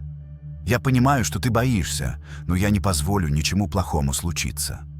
Вы не боретесь со страхом, не отрицаете его. Вы признаете его, обнимаете его, а затем делаете выбор двигаться вперед, несмотря на него. Повторяйте: «Я признаю свой страх, но не позволяю ему контролировать меня». Страх – это всего лишь эмоция, проходящее состояние. Я больше, чем мой страх. Я храбрый не потому, что не боюсь, а потому, что действую, несмотря на страх. С каждым днем моя смелость растет, а страх уменьшается. Я доверяю процессу жизни и знаю, что все разворачивается в идеальное время. Визуализируйте момент, когда вы делаете что-то, что раньше пугало вас. Может быть, это публичное выступление, может быть, разговор с начальником о повышении, может быть, запуск собственного бизнеса, может быть, признание в чувствах. Вы чувствуете бабочек в животе, ваше сердце бьется чуть быстрее. Но вы делаете глубокий вдох, выпрямляете спину и делаете шаг вперед. И когда вы делаете это, вы чувствуете невероятную гордость собой, прилив энергии, осознание своей силы. Второе препятствие – это сомнение. Сомнение подкрадывается тихо, маскируясь под рациональность и реализм. Оно шепчет: «Это слишком хорошо, чтобы быть правдой. У других может получиться, но не у тебя. Ты уже пробовал раньше, и не получилось». Сомнение токсично, потому что оно подрывает ваши усилия изнутри. Вы можете делать все правильно, но если внутри живет сомнение, оно саботирует результат. Как победить сомнение? Не пытаясь избавиться от него насильно, а замещая его верой через накопление доказательств. Начните вести дневник маленьких побед. Каждый день записывайте 3 вещи, которые показывают, что вы движетесь в правильном направлении. Может быть, сегодня вы встали на 10 минут раньше, как планировали. Может быть, вы отказались от вредной привычки. Может быть, вы получили комплимент или небольшую возможность. Эти маленькие победы кажутся незначительными, но они накапливаются, создавая массив доказательств того, что вы способны меняться. Через месяц, когда вы перечитаете эти записи, вы будете поражены тем, как много произошло. И в следующий раз, когда придет сомнение, вы сможете указать на конкретные факты и сказать: «Нет, я знаю, что способен, потому что вот доказательства». Повторяйте сейчас. Я отпускаю все сомнения в свои способности. Я верю в себя полностью и безоговорочно. У меня есть все необходимое для достижения моих целей. Вселенная поддерживает меня на каждом шагу. Я собираю доказательства своего прогресса, и они укрепляют мою веру. Сомнение больше не имеет власти надо мной. Я знаю свою силу, и я использую ее осознанно. Третье препятствие – это нетерпение. В современном мире мы привыкли к мгновенному удовлетворению. Мы заказываем еду, и она приходит через час. Мы хотим информацию, и она появляется через секунду. И поэтому, когда мы начинаем трансформацию, мы ожидаем быстрых результатов. А когда они не приходят через неделю или месяц, мы разочаровываемся и сдаемся. Но природа не работает по нашему расписанию. Дуб не вырастает за неделю. Ребенок не взрослеет за месяц. Трансформация требует времени, терпения, доверия к процессу. Парадокс в том, что чем больше вы цепляетесь за результат, чем больше вы нетерпеливо проверяете прогресс, тем медленнее он приходит. Потому что нетерпение – это форма недоверия, сообщение Вселенной. Я не верю, что это сработает. Практикуйте отпускание результата. Делайте работу ежедневно, медитацию, визуализацию, утверждение, но затем отпускайте привязанность к тому, когда и как именно придут результаты. Доверяйте, что в нужное время, в нужной форме ваши желания материализуются. Это не пассивность, это мудрость. Вы сажаете семена, поливаете их, заботитесь о них, но не выкапываете каждый день, чтобы проверить, выросли ли корни. Повторяйте: «Я доверяю божественному времени Вселенной. Все приходит ко мне в идеальный момент. Я терпелив и настойчив, зная, что моя работа не напрасна. Я отпускаю нужду контролировать, как именно все произойдет. Я открыт для того, чтобы получить желаемое в форме, превосходящей мои ожидания. Каждый день я делаю свою часть работы, а остальное доверяю высшей силе». Четвертое препятствие – это окружение. Мы часто недооцениваем силу влияния людей вокруг нас. Если вы окружены пессимистами, скептиками, людьми, которые тянут вас вниз, очень трудно подняться. Их энергия, их слова, их убеждения действуют как якорь, держащий вас на месте. Даже если вы работаете над собой, их постоянное влияние может нейтрализовать ваши усилия. Это не значит, что нужно разорвать все отношения. Но это означает, что вам нужно установить границы и сознательно выбирать, с кем проводить время. Ищите людей, которые верят в возможности, которые растут, которые вдохновляют вас быть лучше. Читайте книги, которые расширяют ваше мышление. Слушайте подкасты и лекции людей, которые достигли того, чего вы хотите достичь. И когда кто-то пытается навязать вам свое ограниченное мировоззрение, говорит: «Будь реалистом, это невозможно. Кто ты такой, чтобы мечтать о большем?» Улыбайтесь, благодарите за их беспокойство, но не позволяйте их словам проникнуть в ваше сердце. Помните, что их ограничения – это не ваши ограничения. Их неудачи не определяют ваши возможности. Повторяйте: «Я окружен людьми, которые поддерживают мой рост. Я притягиваю в свою жизнь единомышленников, которые разделяют мои ценности и стремления. Я устанавливаю здоровые границы с теми, кто пытается ограничить меня. Я выбираю окружение осознанно, понимая, что я становлюсь похожим на тех, с кем провожу время. Мой круг общения отражает и усиливает мою лучшую версию». Теперь давайте углубимся в понимание того, как работает визуализация на нейрологическом уровне. Ваш мозг не различает реальный опыт и ярко представленный.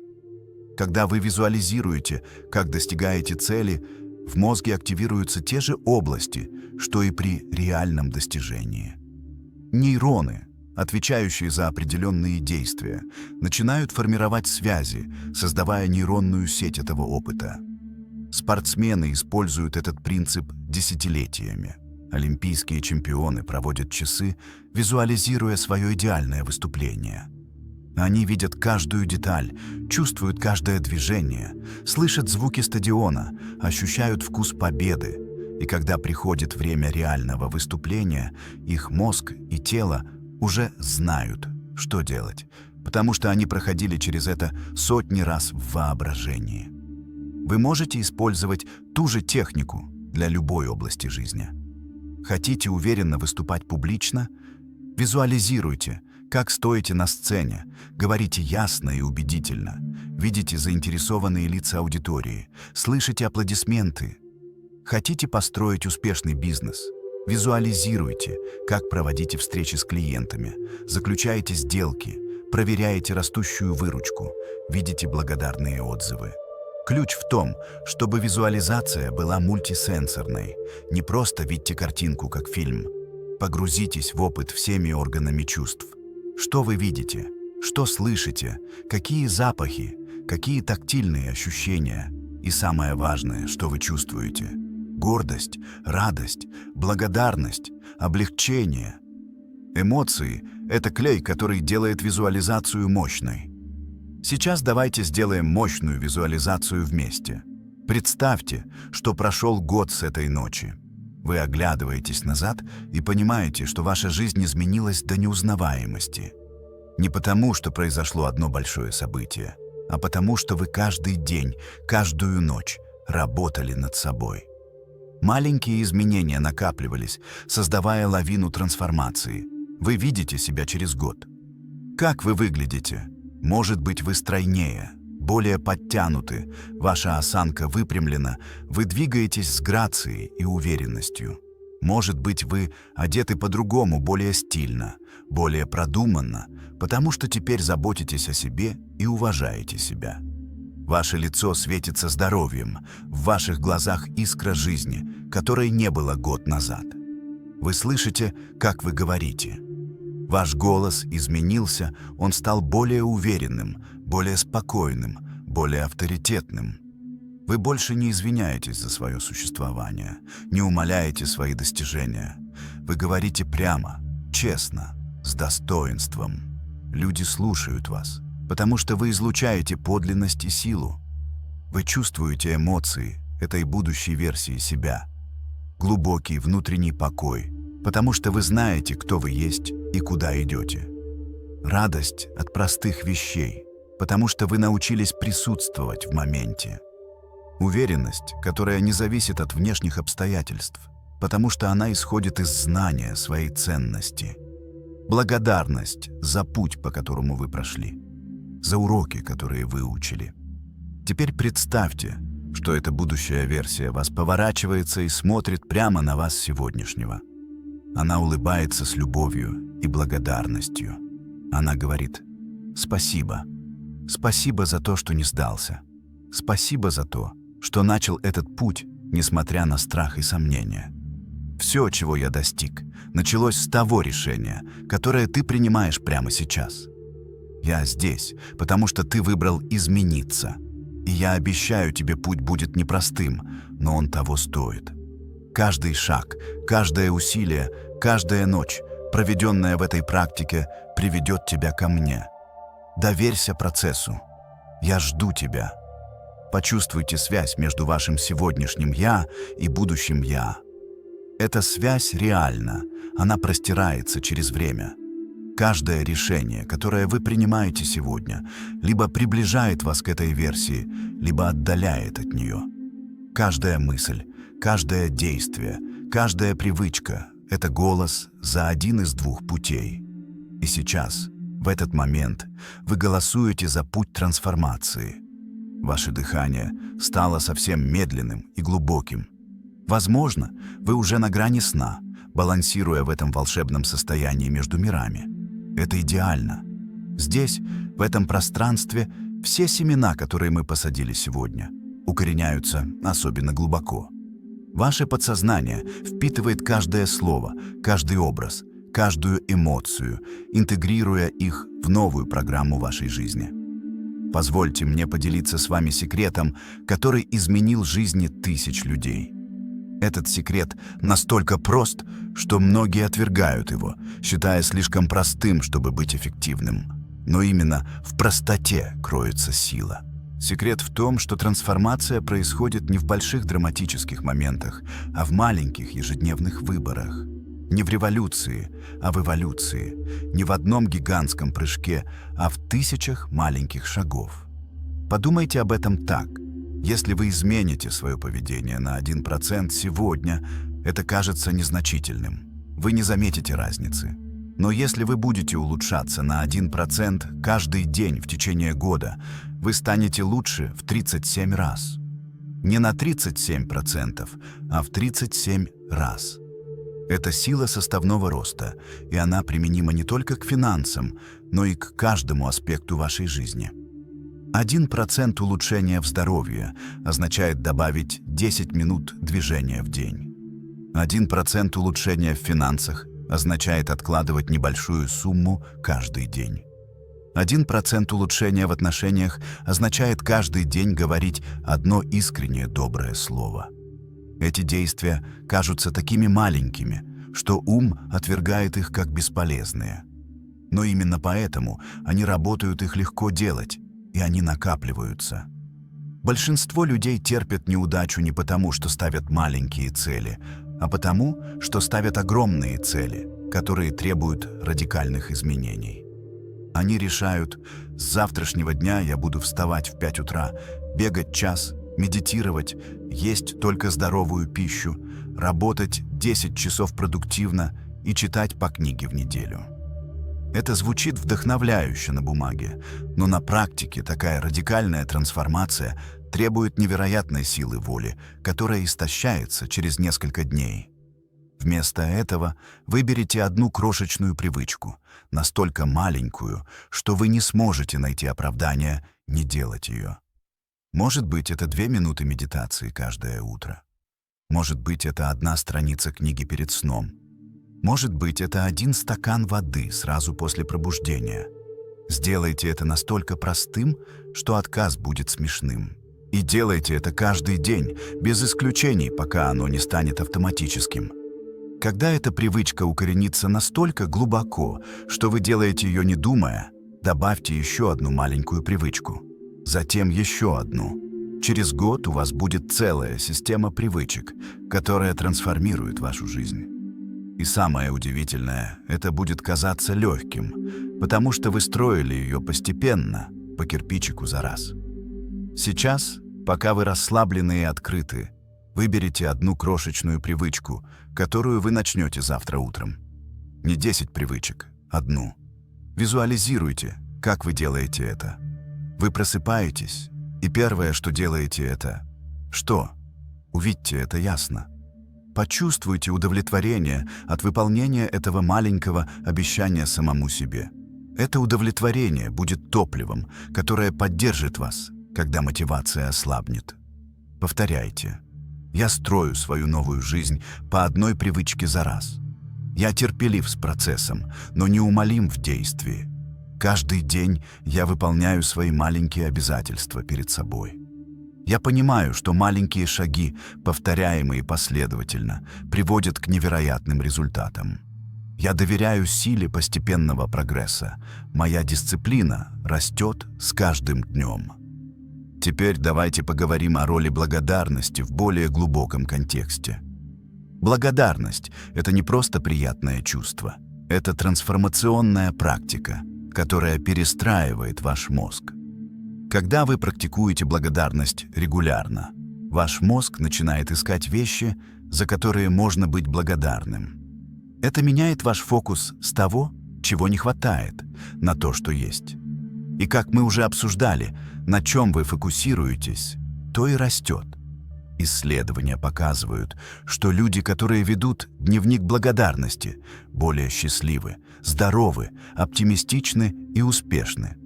Они лучше спят, имеют более крепкие отношения, легче справляются со стрессом. И все это от простой практики – записывать 3 вещи, за которые они благодарны каждый вечер. 3 вещи, которые занимают 2 минуты. Но есть более глубокий уровень благодарности. Благодарность за вызовы, за трудности, за то, что кажется проблемами. Это требует мудрости и зрелости. Но когда вы достигаете этого уровня, вы становитесь непобедимым. Потому что вы понимаете, что каждая трудность – это замаскированный дар, возможность для роста, урок, который делает вас сильнее. Представьте, что вы оглядываетесь на самые трудные периоды своей жизни. Возможно, это было болезненное расставание, потеря работы, финансовый кризис, проблемы со здоровьем. В тот момент это казалось концом света, невыносимой болью. Но сейчас, с перспективой времени, вы можете увидеть, как эти события сформировали вас, научили вас, привели вас к тому, кем вы являетесь сегодня. Может быть, болезненное расставание освободило вас от токсичных отношений и привело к встрече с истинной любовью. Может быть, потеря работы подтолкнула вас начать собственное дело, о котором вы всегда мечтали. Может быть, финансовый кризис научил вас управлять деньгами и ценить каждый рубль.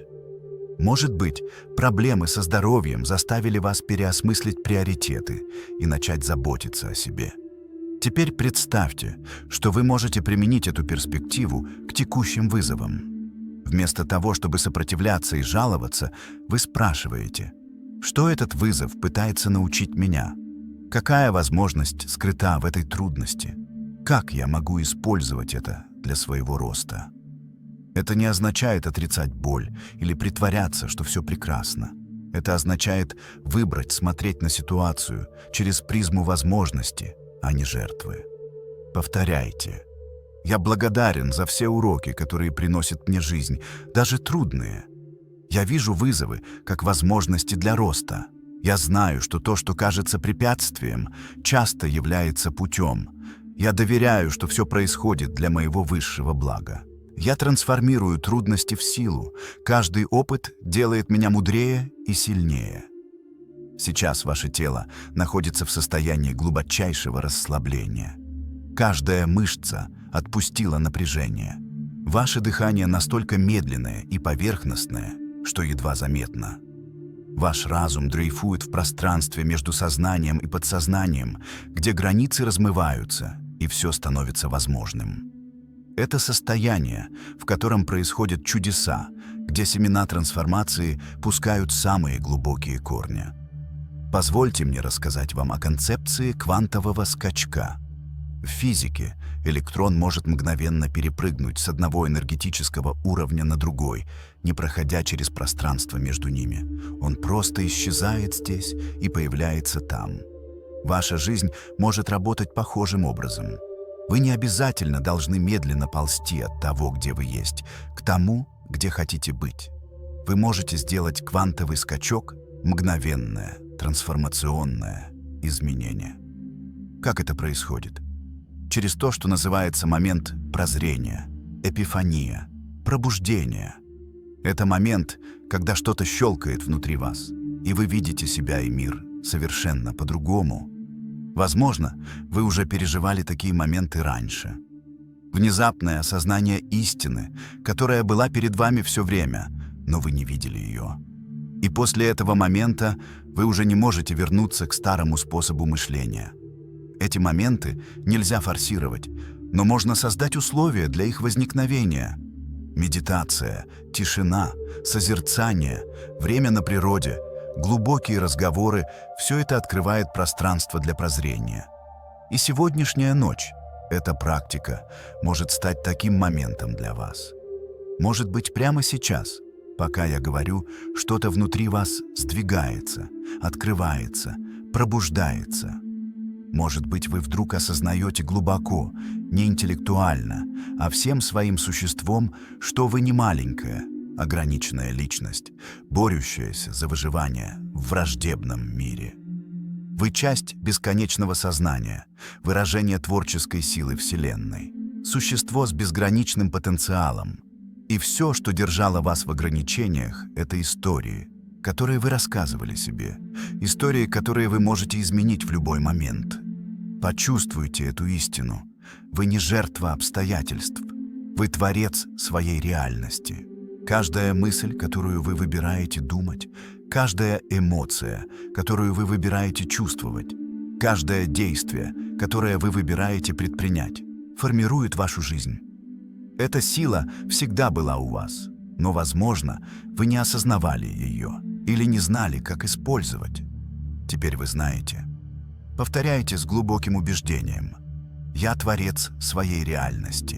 Моя сила безгранична. Я не определяюсь своим прошлым. Я определяюсь своим выбором в настоящем. Каждый момент — это новое начало. Возможность выбрать по-другому. Я отпускаю все истории ограничения и принимаю истину своего потенциала. Я бесконечное сознание, переживающее человеческий опыт. Я свободен. Теперь давайте поработаем с концепцией времени, потому что ваше восприятие времени влияет на вашу способность проявлять желаемое. Большинство людей думает о времени линейно. Прошлое позади, настоящее здесь, будущее впереди.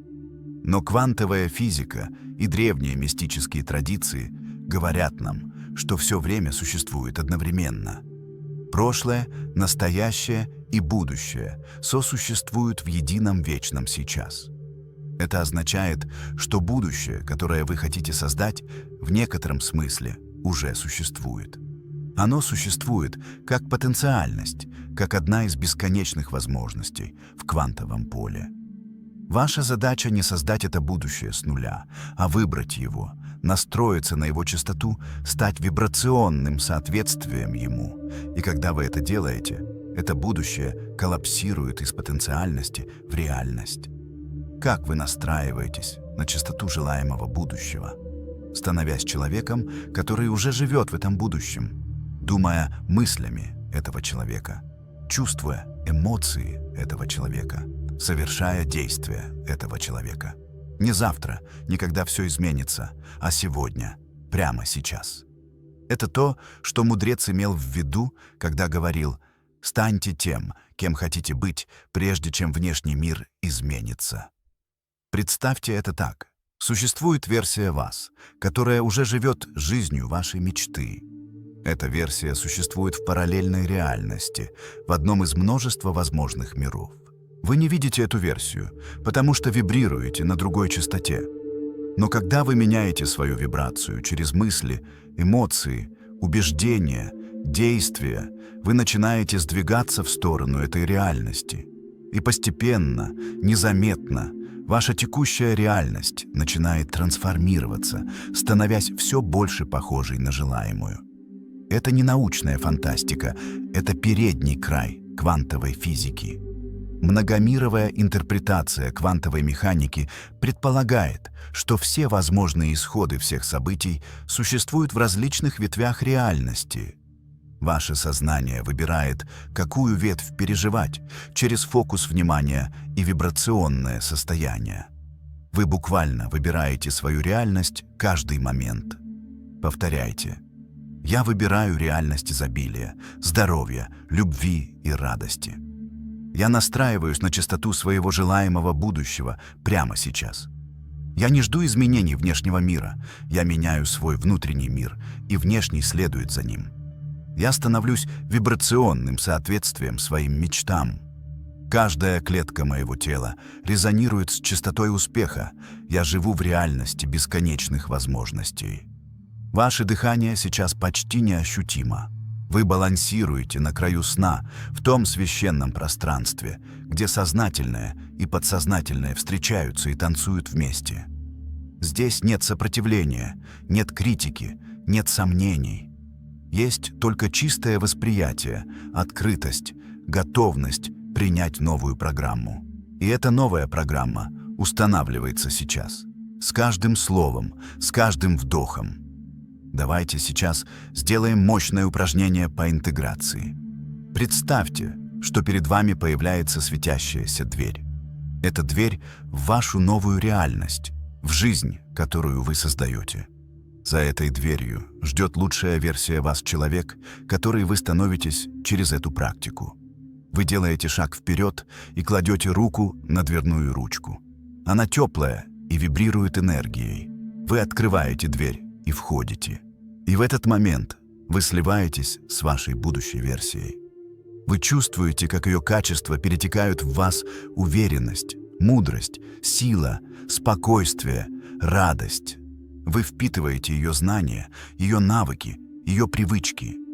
Вы начинаете видеть ее глазами, чувствовать ее сердцем, думать ее разумом. Граница между вами и ею растворяется. И вы понимаете, вы всегда были одним и тем же существом, просто в разных точках времени. Теперь, как эта интегрированная версия себя, вы оглядываетесь на свою прежнюю жизнь.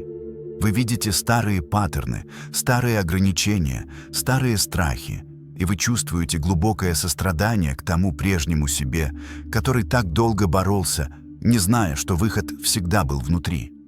Вы посылаете волну любви и благодарности в прошлое, исцеляя старые раны, освобождая застрявшую энергию. И затем вы поворачиваетесь и смотрите в будущее. Вы видите путь, освещенный золотым светом. Этот путь ведет к еще большим высотам, еще большему росту, еще большей реализации вашего потенциала. И вы знаете, глубоко и абсолютно, что вы пройдете по этому пути. Не потому, что это будет легко, а потому, что вы выбрали это. Вы приняли решение, и это решение уже изменило все. Давайте теперь углубимся в понимание энергии, потому что все в этой вселенной — это энергия, вибрирующая на разных частотах. Ваше тело — это энергия, ваши мысли — это энергия, деньги — это энергия, отношения — это энергия. И закон гласит, энергия притягивает энергию той же частоты. Когда вы вибрируете на частоте страха, недостатка и ограничения, вы притягиваете обстоятельства, которые соответствуют этой частоте. Когда вы вибрируете на частоте любви, изобилия и возможностей, вы притягиваете совершенно другую реальность. Но вот что большинство людей не понимает. Вы не можете просто интеллектуально решить вибрировать по-другому. Вы не можете просто сказать себе «будь счастливым» и ожидать, что ваша вибрация изменится. Вибрация — это состояние существования, которое включает в себя ваши мысли, эмоции, убеждения, физическое состояние тела, даже ваше окружение. Трансформация вибрации требует комплексного подхода, работы на всех уровнях одновременно. Начнем с физического тела. Ваше тело — это инструмент, через который вы переживаете реальность. Когда тело загружено токсинами, лишено движения, питается мусором, его вибрация низкая. Вы чувствуете себя вялым, туманным, тяжелым. В таком состоянии очень трудно думать позитивно или чувствовать вдохновение. Поэтому забота о теле – это не тщеславие, это духовная практика. Это способ поднять свою базовую вибрацию. Простые вещи имеют огромное значение. Чистая вода, которая гидратирует каждую клетку. Свежие овощи и фрукты, наполненные жизненной силой. Движение, которое заставляет энергию течь через тело. Глубокое дыхание, которое оксигенирует кровь и успокаивает нервную систему. Достаточный сон, который позволяет телу восстановиться и обновиться. Эти вещи кажутся банальными, но они создают фундамент, на котором строится все остальное. Повторяйте сейчас. Я уважаю свое тело и забочусь о нем с любовью. Я питаю его чистой водой и здоровой пищей. Я двигаю его регулярно, наслаждаясь ощущением жизни в мышцах. Я даю ему достаточно отдыха для восстановления. Мое тело — это храм, и я поддерживаю его в чистоте и силе. Через заботу о теле я поднимаю свою вибрацию и открываю доступ к более высоким состояниям сознания. Следующий уровень — это эмоциональное тело. Эмоции — это энергия в движении, отсюда и слово «emotion». Когда эмоции подавляются или игнорируются, энергия застревает, создавая блоки в вашей системе. Эти блоки проявляются как физическое напряжение, болезни, повторяющиеся паттерны в жизни. Освобождение застрявших эмоций критически важно для трансформации. Многие из нас выросли в среде, где нас учили подавлять эмоции. Не плачь, не злись, будь сильным. И мы научились запирать чувства глубоко внутри, надеясь, что они исчезнут. Но эмоции не исчезают, когда их игнорируют. Они накапливаются, как давление в скороварке, и в конце концов взрываются или проявляются как депрессия, тревога, физическая болезнь. Здоровый способ работы с эмоциями – это чувствовать их полностью, не отождествляясь с ними. Когда приходит грусть, вы позволяете себе грустить, не говоря «я грустный человек». Вы говорите «я чувствую грусть прямо сейчас, и это нормально». Вы даете эмоции пройти через вас, как волна, зная, что она имеет начало, пик и конец. И когда вы делаете это, эмоция освобождается, энергия начинает течь снова. Представьте сейчас, что вы сканируете свое тело в поисках застрявших эмоций. Может быть, в груди есть тяжесть, это непрожитая печаль. Может быть, в животе сжатие, это застарелый страх. Может быть, в плечах напряжение, это подавленный гнев. Вы направляете свое осознавание в эту область и просто наблюдаете за ощущением без суждения. Затем вы начинаете дышать в это ощущение. С каждым вдохом вы посылаете туда любовь, принятие, пространство. С каждым выдохом вы позволяете энергии начать растворяться и двигаться. Вы не боретесь с ощущением, не пытаетесь от него избавиться силой. Вы просто создаете пространство для его существования, и через это принятие оно естественным образом трансформируется и освобождается. Повторяйте. Я чувствую все свои эмоции полностью и без суждения. Я признаю, что каждая эмоция несет послание и служит цели. Я не отождествляюсь со своими эмоциями. Я наблюдатель, который позволяет им течь через меня. Я освобождаю застрявшую эмоциональную энергию, создавая пространство для радости, мира и любви. Мое эмоциональное тело чистое и свободное. Третий уровень – это ментальное тело, ваши мысли, убеждения, интерпретации реальности. Здесь происходит большая часть работы трансформации, потому что мысли создают эмоции, эмоции создают действия, действия создают результаты. Если вы хотите изменить результаты, нужно начать с мыслей. Средний человек думает около 60 тысяч мыслей в день, и 95% из них – это те же мысли, что и вчера. Это означает, что большинство людей живет на автопилоте, повторяя одни и те же ментальные паттерны снова и снова, создавая одну и ту же реальность снова и снова. Выход из этого цикла требует осознанности, способности наблюдать свои мысли, замечать паттерны и сознательно выбирать новые мысли. Это не происходит мгновенно, это требует практики, как любой навык. Начните с того, что станьте наблюдателем своих мыслей. Представьте, что вы сидите на берегу реки, а ваши мысли — это листья, плывущие по воде. Вы не пытаетесь остановить реку, не хватаете каждый лист.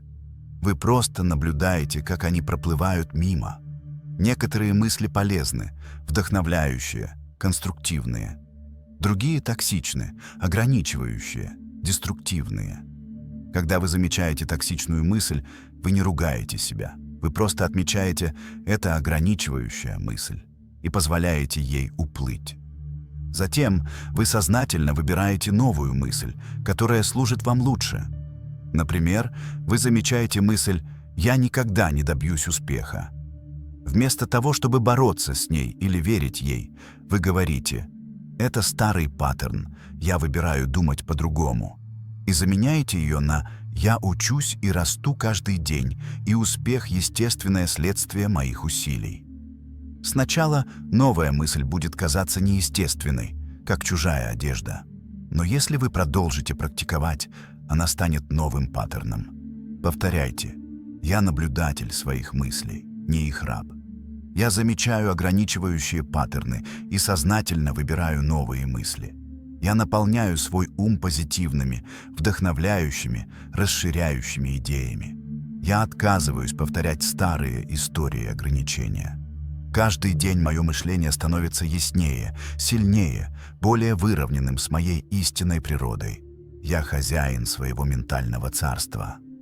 4-й уровень — это духовное тело, ваша связь с чем-то большим, чем вы сами. Называйте это Богом, Вселенной, Высшим Я, источником неважно. Важно то, что вы признаете. Вы не изолированная личность, борющаяся в одиночку. Вы часть огромной разумной системы, которая поддерживает вас, направляет вас, любит вас. И когда вы открываетесь этой связи, все становится легче. Духовная практика — это не обязательно религия, хотя может включать ее. Это любая практика, которая соединяет вас с чувством чего-то большего. Медитация, молитва, время на природе, созерцание красоты, акты служения — все это способы укрепить духовную связь. И эта связь дает вам доступ к мудрости, интуиции, руководству, которые превосходят ваш логический ум. Многие из величайших прорывов в истории пришли не через логическое мышление, а через интуитивные вспышки. Архимед в ванне, крикнувший «Эврика!», Ньютон под яблоней, Эйнштейн, визуализирующий путешествие на луче света.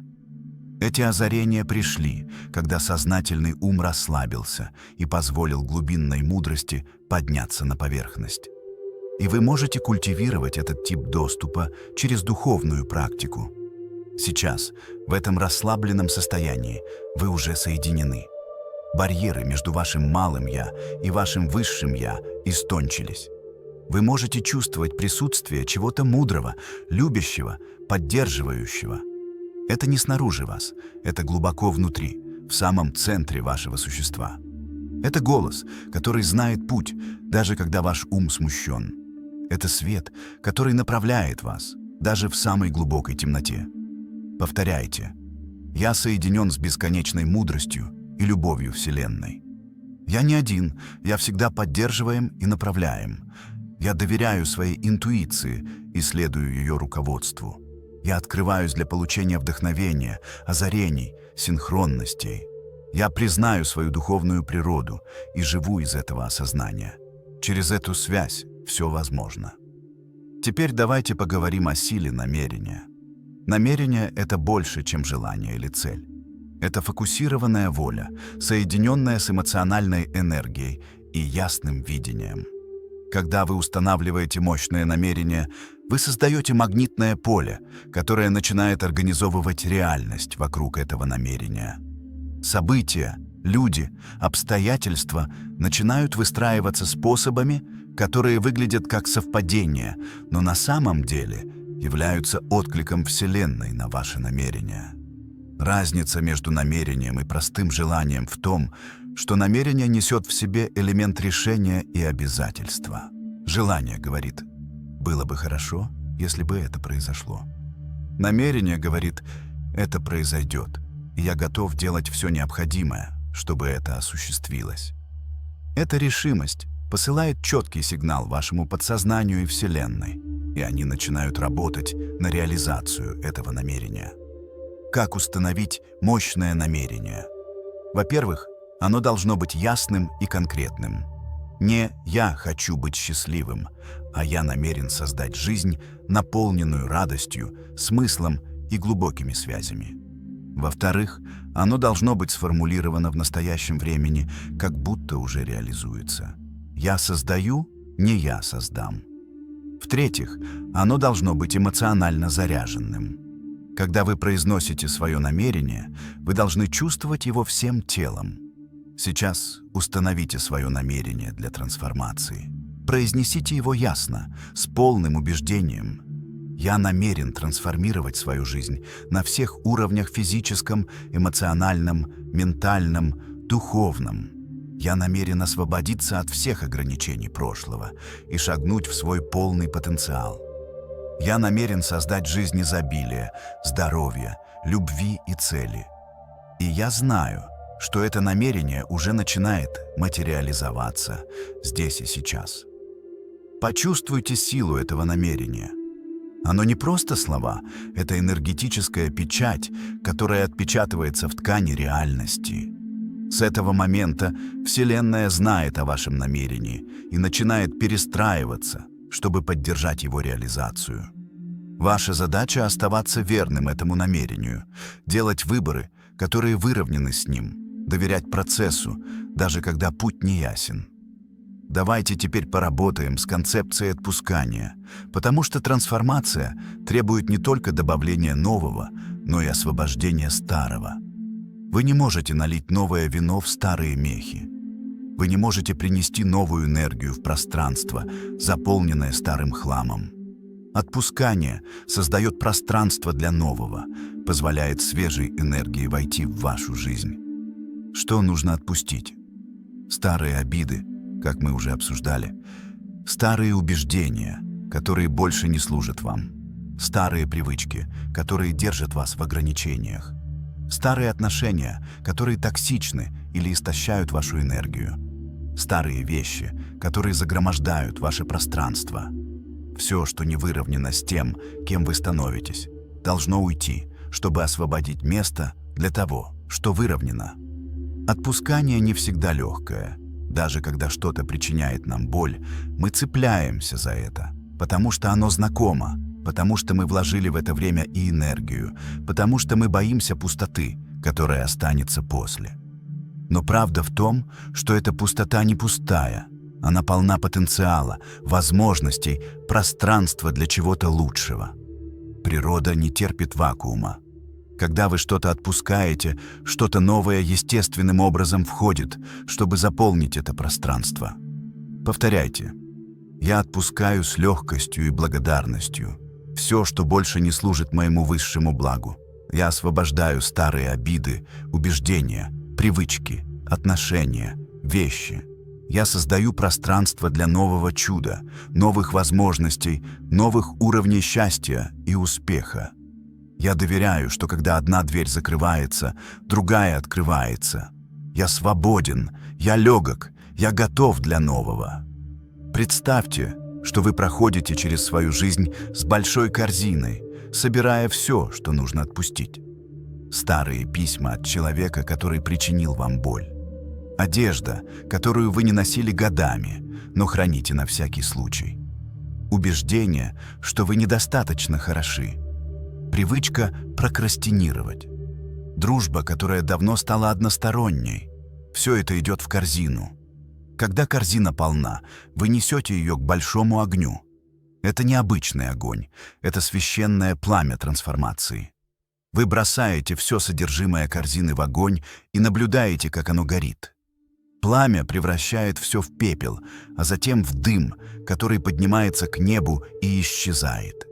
И с каждым клубом дыма вы чувствуете, как становитесь легче, свободнее, как будто сбросили тяжелый рюкзак, который несли годами.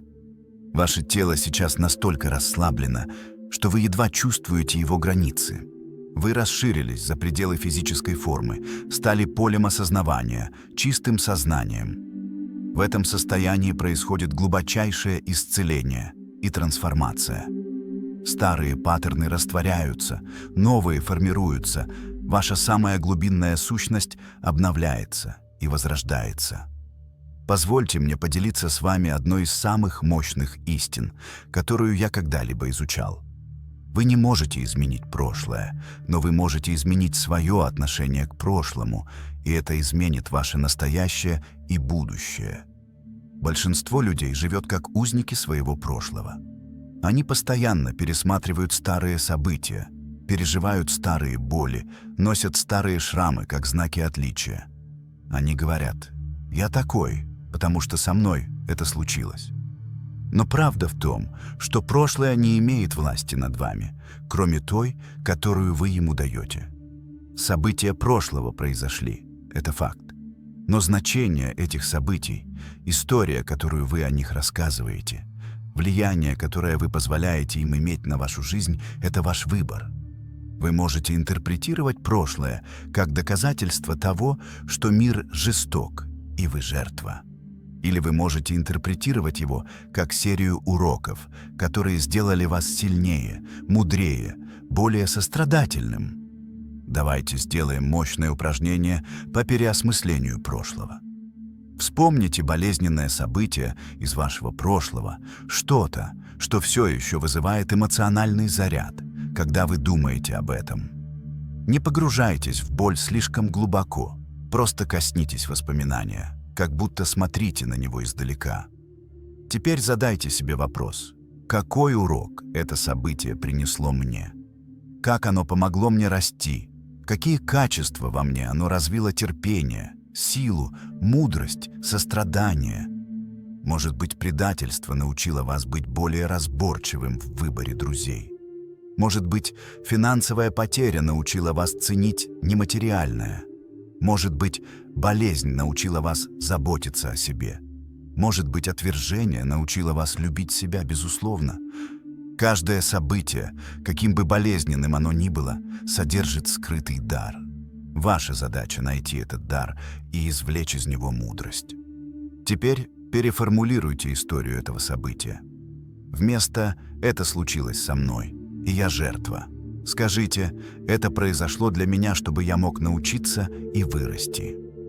Почувствуйте, как эта простая смена перспективы меняет эмоциональный заряд воспоминания. Боль не исчезает полностью, но она трансформируется во что-то более мягкое, более мудрое.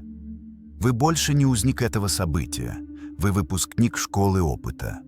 Повторяйте: «Мое прошлое не определяет меня, оно подготовило меня. Каждый опыт, приятный или болезненный, был необходимой частью моего пути. Я благодарен за все уроки и освобождаю всю боль. Я переписываю историю своей жизни с позиции силы, мудрости и благодарности. Я больше не жертва обстоятельств, я герой своего путешествия. Мое прошлое закончилось, мое настоящее наполнено силой, мое будущее безгранично». Теперь давайте поработаем с концепцией присутствия, потому что единственный момент, в котором вы действительно имеете силу, это сейчас. Прошлое — это воспоминание, будущее — это проекция, но настоящее — это единственная реальность. И парадоксально, но большинство людей проводит очень мало времени в настоящем. Они либо застревают в прошлом, переживая старые события, либо беспокоятся о будущем, представляя катастрофы, которые могут никогда не произойти. Когда вы полностью присутствуете в настоящем моменте, происходит нечто волшебное. Тревога исчезает, потому что тревога — это всегда о будущем. сожаление уходит, потому что сожаление — это всегда о прошлом. Остается только чистое осознавание, спокойная ясность, глубокий мир. И из этого состояния присутствия вы можете действовать с гораздо большей мудростью и эффективностью. Как практиковать присутствие? Самый простой способ – через осознавание дыхания. Прямо сейчас обратите внимание на свое дыхание. Почувствуйте, как воздух входит через нос, наполняет легкие, выходит обратно. Вы не пытаетесь изменить дыхание, просто наблюдаете за ним. Это якорь, который возвращает вас в настоящий момент всякий раз, когда ум начинает блуждать в прошлое или будущее. Другой способ – через осознавание ощущений в теле. Прямо сейчас почувствуйте ваше тело. Ощущение простыни или одеяла на коже. Температуру воздуха, тяжесть головы на подушке, любое небольшое ощущение, которое вы можете заметить. Когда вы полностью в ощущениях тела, вы не можете быть где-то еще. Вы здесь, сейчас, в настоящем моменте. Практикуйте это каждый день, много раз в день. Вы ждете в очереди. Вернитесь к дыханию. Вы едете в транспорте, почувствуйте свое тело. Вы начинаете беспокоиться о будущем. Осознайте, что это просто мысли о будущем. А сейчас, в этом моменте, все хорошо. Постепенно присутствие станет вашим естественным состоянием, и вы обнаружите, что жизнь становится богаче, полнее, более живой.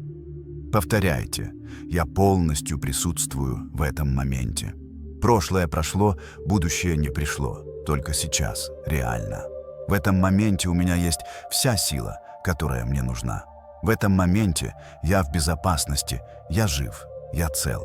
Я отпускаю привычку жить в прошлом или будущем. Я выбираю полноту настоящего момента. Через присутствие я обретаю мир и ясность.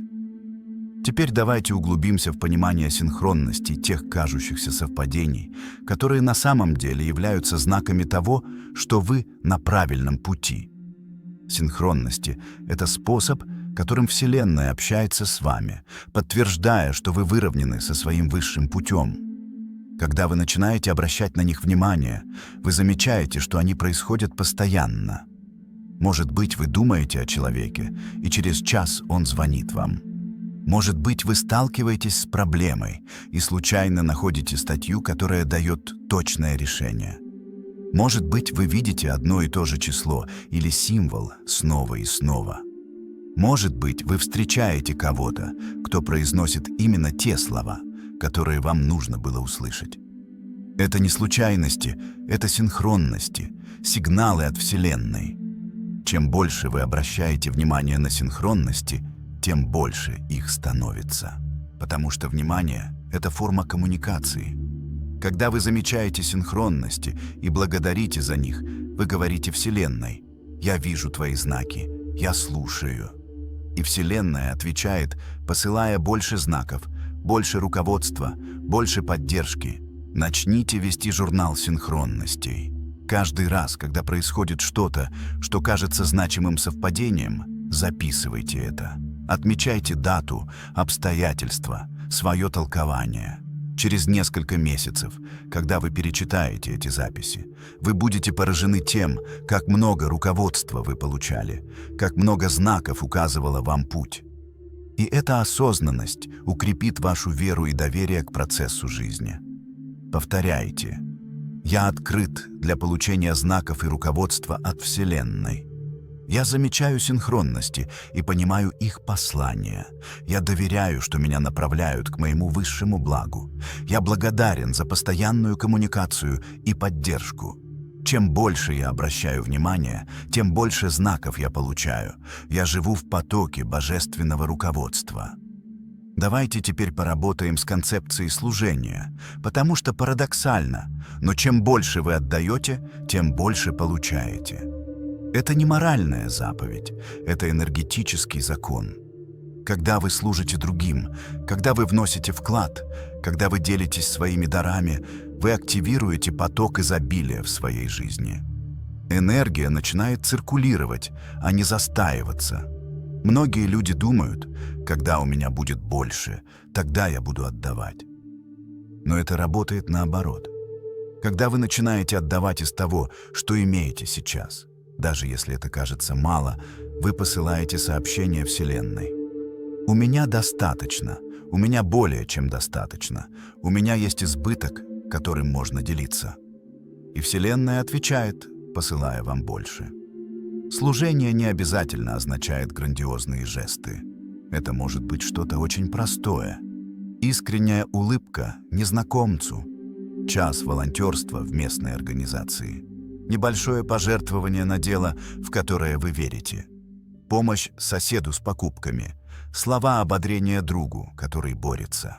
Каждый акт доброты, каким бы маленьким он ни был, посылает рябь в мир и возвращается к вам умноженным.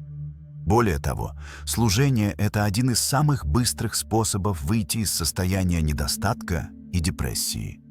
Когда вы сфокусированы на себе, на своих проблемах, на том, чего вам не хватает, вы застреваете в негативной спирали. Но когда вы переключаете фокус на то, как можете помочь другим, все меняется. Вы осознаете, что у вас есть что-то ценное, что можно предложить. Вы чувствуете связь, цель, значимость. И эти чувства исцеляют и трансформируют. Повторяйте. Я нахожу радость в служении другим. Я щедро делюсь своими дарами, талантами, ресурсами. Я понимаю, что чем больше я отдаю, тем больше получаю. Моя жизнь имеет смысл, потому что я вношу позитивный вклад в мир. Я открываю каналы изобилия через великодушие и доброту. Служение – это не жертва, это радость и привилегия. Представьте свою жизнь через год, когда вы полностью воплотили эти принципы. Вы не только достигли своих личных целей здоровья, изобилия, счастья, но также стали источником света для других. Люди тянутся к вам, потому что вы излучаете что-то особенное. Они спрашивают ваш совет, ищут вашу компанию, вдохновляются вашим примером. И вы щедро делитесь тем, что узнали, помогая другим найти свой путь к трансформации. Это не высокомерие, это естественное следствие вашего роста. Когда вы поднимаетесь, вы естественным образом поднимаете других. Ваша трансформация становится маяком, показывающим другим, что возможно. И в этом процессе служения вы обнаруживаете еще более глубокий смысл и удовлетворение, чем от любого личного достижения. Теперь давайте поработаем с концепцией завершения, потому что для того, чтобы полностью войти в новое, нужно завершить старое. Многие люди застревают в переходной фазе, одной ногой в старой жизни, другой в новой, не могут полностью двигаться вперед. Это создает внутренний конфликт и замедляет прогресс. Завершение – это ритуал, который позволяет вам чисто закрыть одну главу, прежде чем начать следующую. Что требует завершения в вашей жизни? Может быть разговор, который вы откладывали. Может быть извинения, которые нужно принести или принять. Может быть проект, который висит над вами недоделанным. Может быть отношения, которые нужно формально закончить, а не просто позволить им затухнуть. Может быть обещание себе, которое вы либо выполните, либо честно признаете, что не будете выполнять. Незавершенные дела забирают огромное количество энергии. Они сидят в глубине вашего ума, как открытые вкладки в браузере, постоянно потребляя ресурсы. Когда вы их завершаете, вы освобождаете эту энергию для новых начинаний. Вы чувствуете себя легче, яснее, более сфокусированным, и это освобожденное пространство становится площадкой для новых возможностей. Сейчас, в этом расслабленном состоянии, позвольте вашему уму показать вам, что требует завершения. Не судите себя за то, что откладывали это, просто признайте, что пришло время закрыть этот цикл. Представьте себя завершающим это, что бы это ни было, и почувствуйте облегчение, удовлетворение, свободу, которая приходит с этим. Затем, когда проснетесь, примите конкретные шаги для реализации этого завершения. Повторяйте. Я завершаю все незаконченные дела из прошлого. Я освобождаю энергию, застрявшую в незавершенных циклах. Я делаю все необходимое, чтобы чисто закрыть старые главы. Я создаю пространство для нового, завершая старое. С каждым завершением я чувствую себя легче и свободнее. Я готов для свежего старта, для новых начинаний, для следующего уровня моей жизни. Ваше дыхание сейчас почти незаметно, как у спящего ребенка. Ваше тело полностью расслаблено, погруженное в глубокий покой. Ваш разум дрейфует в пространстве между сном и бодрствованием, в той волшебной зоне, где происходят чудеса. Все семена, которые мы посадили сегодня, все утверждения, все визуализации, все новые убеждения укореняются глубоко в вашем подсознании. Пока вы спите сегодня ночью, ваше подсознание будет продолжать работу. Оно будет интегрировать новые программы, перестраивать нейронные связи, готовить вас к новому дню, новой жизни.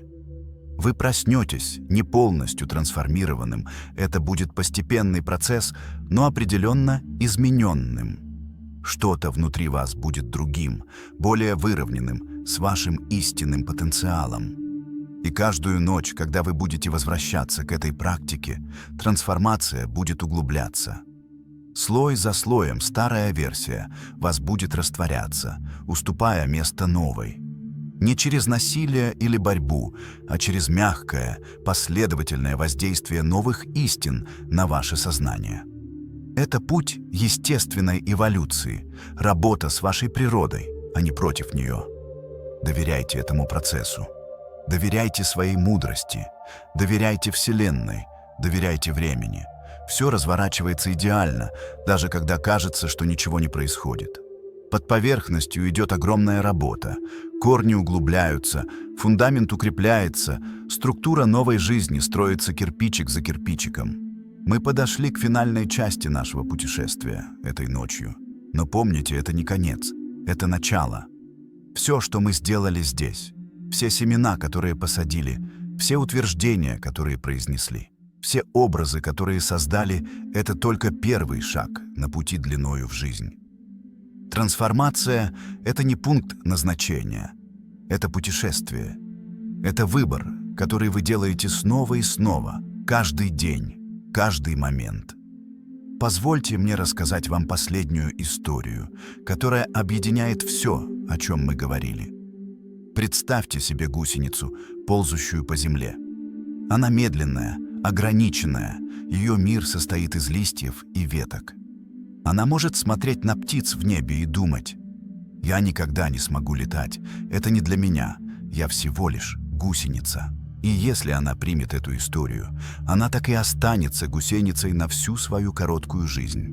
Но внутри каждой гусеницы закодирована другая судьба. Глубоко в ее ДНК записана программа трансформации.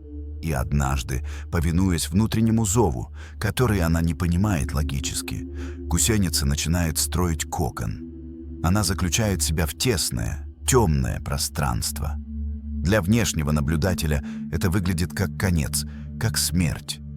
Но внутри кокона происходит чудо. Гусеница начинает растворяться, ее тело буквально превращается в суп из клеток. Ее старая идентичность, все, что она знала о себе, исчезает. Это пугающий, дезориентирующий процесс. Если бы гусеница могла думать, она бы подумала: «Я умираю, я делаю ужасную ошибку». Но она продолжает процесс, потому что это ее природа, ее предназначение.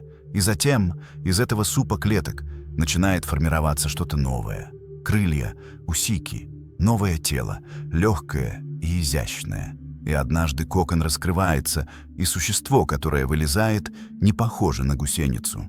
Это бабочка. Она расправляет крылья, они сохнут на солнце, и затем она взмывает в небо. Тот же самый организм, которому раньше требовались часы, чтобы проползти несколько метров, теперь может преодолевать километры за считанные минуты. Вы — та гусеница. Внутри вас закодирована программа трансформации, потенциал стать бабочкой. Но чтобы это произошло, вы должны быть готовы войти в кокон. Вы должны быть готовы к темной ночи души, к к периоду растворения старой идентичности. Это некомфортно, это пугает. Иногда кажется, что вы делаете огромную ошибку, что проще было бы остаться гусеницей. Но если вы останетесь верным процессу, если вы будете продолжать даже когда страшно, даже когда кажется, что ничего не происходит, трансформация произойдет. Это не вопрос «если», это вопрос «когда». Потому что это ваша природа. Вы не предназначены оставаться гусеницей. Вы предназначены летать. И это ночь, это практика, это ваше вхождение в кокон. Повторяйте последнее, самые мощные утверждения этой ночи. Я принимаю процесс трансформации полностью. Я готов отпустить старую версию себя, чтобы родилась новая. Я доверяю темным временам, зная, что в них происходит важная работа. Я не боюсь изменений, я приветствую их. Я знаю свое предназначение летать, и ничто не может остановить мое преображение. Я становлюсь тем, кем был предназначен быть всегда. Сейчас, пока вы балансируете на грани сна, я хочу дать вам несколько финальных инструкций, которые помогут закрепить эту работу. Завтра, когда вы проснетесь, первое, что вы сделаете, это не проверите телефон, не бросите взгляд на новости. Первое, что вы сделаете, это глубоко вдохнете и вспомните, кто вы есть. Вы творец своей реальности. Вы существо безграничного потенциала. Сегодня начало новой главы вашей жизни. Затем, прежде чем встать с кровати, вы потратите минуту на благодарность. Вы поблагодарите за новый день, за возможности, которые он принесет, за жизнь, которая течет через ваше тело. Вы поблагодарите за трансформацию, которая уже началась, за семена, которые прорастают под поверхностью. Эта утренняя практика благодарности задаст тон всему вашему дню. Потом, в течение дня, вы будете практиковать осознанность. Когда заметите, что старая мысль пытается вернуться «я не могу», это слишком сложно, «я недостоин», вы мягко остановите ее и замените новой мыслью. Не насильно, не с гневом на себя, а с любящей твердостью. Так, как терпеливый учитель направляет ребенка обратно к заданию, когда тот отвлекся. Вечером перед сном вы вернетесь к этой практике. Может быть, вы будете слушать эту запись снова. Может быть, вы проведете свою собственную медитацию, используя принципы, которые узнали. Важно то, что вы сделаете это привычкой, ритуалом, священной практикой, которая не пропускается. Потому что трансформация – это результат не одного вдохновенного момента, а тысячи маленьких, последовательных действий. И знайте, что будут трудные дни. Дни, когда вы проснетесь и почувствуете, что ничего не изменилось. Дни, когда старые паттерны вернутся с удвоенной силой. Дни, когда вы захотите сдаться, вернуться к старым привычкам, потому что они знакомы и комфортны. Это нормально, это часть процесса. Путь трансформации не прямая линия, это спираль, где иногда кажется, что вы возвращаетесь назад, но на самом деле поднимаетесь на новый виток. В эти трудные дни вспоминайте эту ночь. Вспоминайте чувство, которое вы испытываете сейчас, глубокий покой, тихую уверенность, связь с чем-то большим, чем вы сами. Это чувство реально, оно всегда доступно вам, всего в нескольких глубоких вдохах. Вы можете вернуться к нему в любой момент, когда сделаете паузу, закроете глаза, обратитесь внутрь. Повторяйте. Я обязуюсь перед собой продолжать эту практику каждый день. Даже когда трудно, особенно когда трудно, я возвращаюсь к ней. Я терпелив с процессом, но неумолим в действии. Я не сдаюсь на полпути к чуду. Я достоин усилий, которые вкладываю в свою трансформацию. Каждый день я делаю выбор в пользу моей высшей версии. Это мое обещание себе, и я его сдержу. Теперь давайте создадим мощный якорь, инструмент, который вы сможете использовать в любой момент, чтобы вернуться к этому состоянию силы и уверенности. Сожмите правую руку в кулак, не слишком сильно, просто ощутимо. Почувствуйте это сжатие. Одновременно с этим вспомните самое сильное чувство, которое вы испытали сегодня. Может быть, это была благодарность, может быть, уверенность, может быть, любовь к себе. Позвольте этому чувству заполнить все ваше тело. Держите кулак сжатым и чувство сильным в течение нескольких секунд. Вы создаете связь между физическим действием и эмоциональным состоянием. Теперь разожмите кулак и отпустите чувство. Повторите это еще 2 раза. Сожмите кулак, вызовите чувство, держите несколько секунд, отпустите. С каждым повторением связь становится сильнее. Теперь у вас есть якорь. Завтра, когда вы столкнетесь с трудной ситуацией, когда почувствуете сомнение или страх, просто сожмите правую руку в кулак.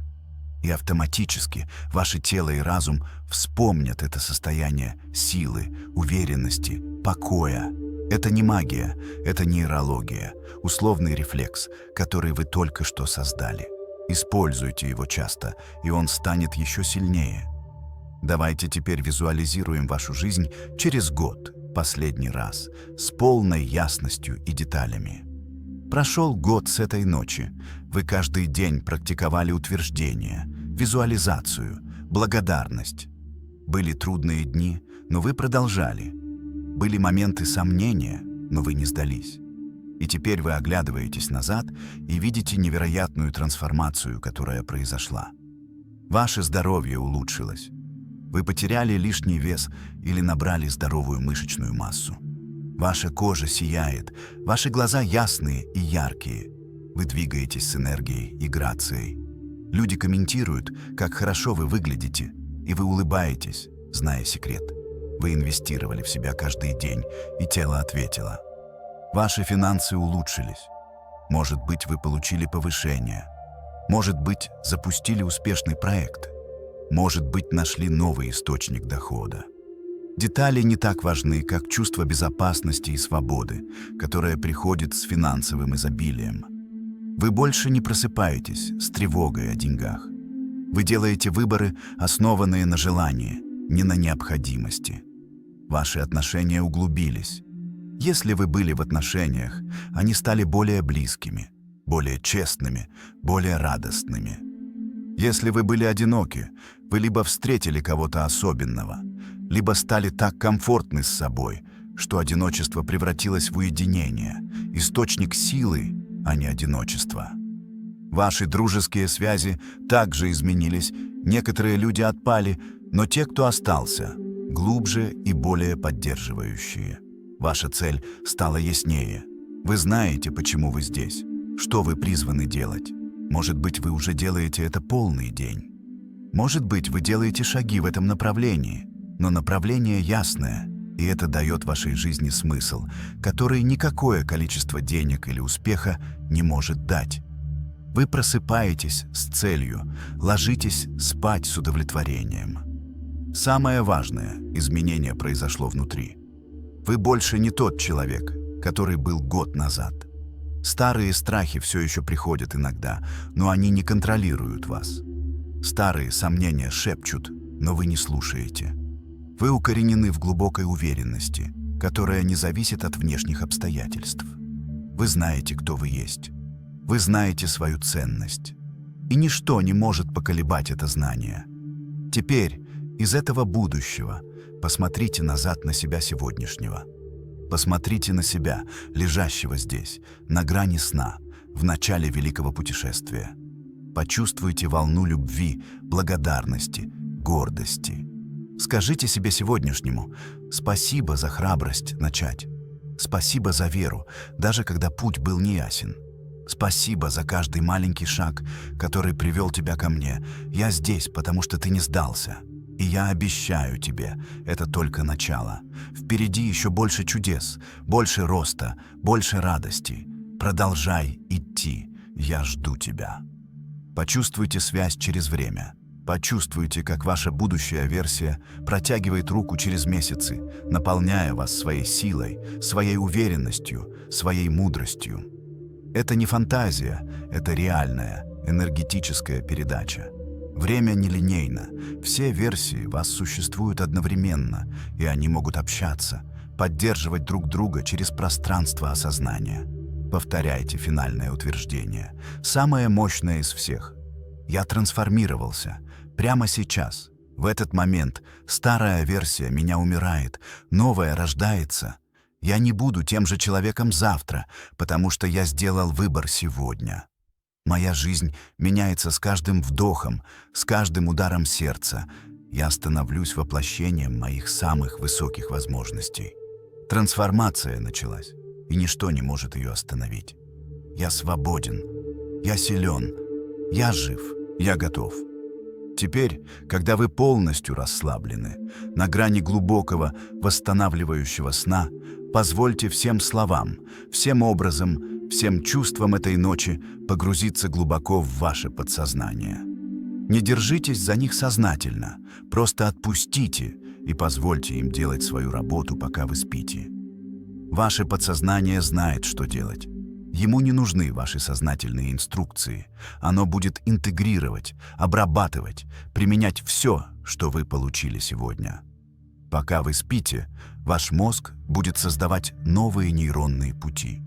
Ваше тело будет исцелять и обновляться. Ваша душа будет путешествовать в измерениях, недоступных бодрствующему уму, получая руководство, мудрость, благословение. И когда вы проснетесь, даже если вы не помните свои сны, работа будет сделана, семена будут посажены, процесс будет запущен. Знайте, что вы не одиноки на этом пути. Миллионы людей по всему миру проходят через похожую трансформацию прямо сейчас. Мы часть глобального пробуждения, коллективного подъема сознания. Каждый человек, который выбирает расти, исцеляться, трансформироваться, поднимает частоту всего человечества. Ваша личная работа – это вклад в эволюцию нашего вида. Это не эгоистично, это самое альтруистичное, что вы можете сделать. И помните, совершенство не требуется. Вы будете делать ошибки, вы будете падать. Будут дни, когда вы сделаете 2 шага вперед и 1 назад. Это нормально. Это человеческая природа. Трансформация – это не о том, чтобы стать идеальным. Это о том, чтобы стать более цельным, более аутентичным, более живым. Это о том, чтобы с каждым днем становиться немного больше собой, той версией себя, которой вы предназначены быть. Будьте нежны с собой.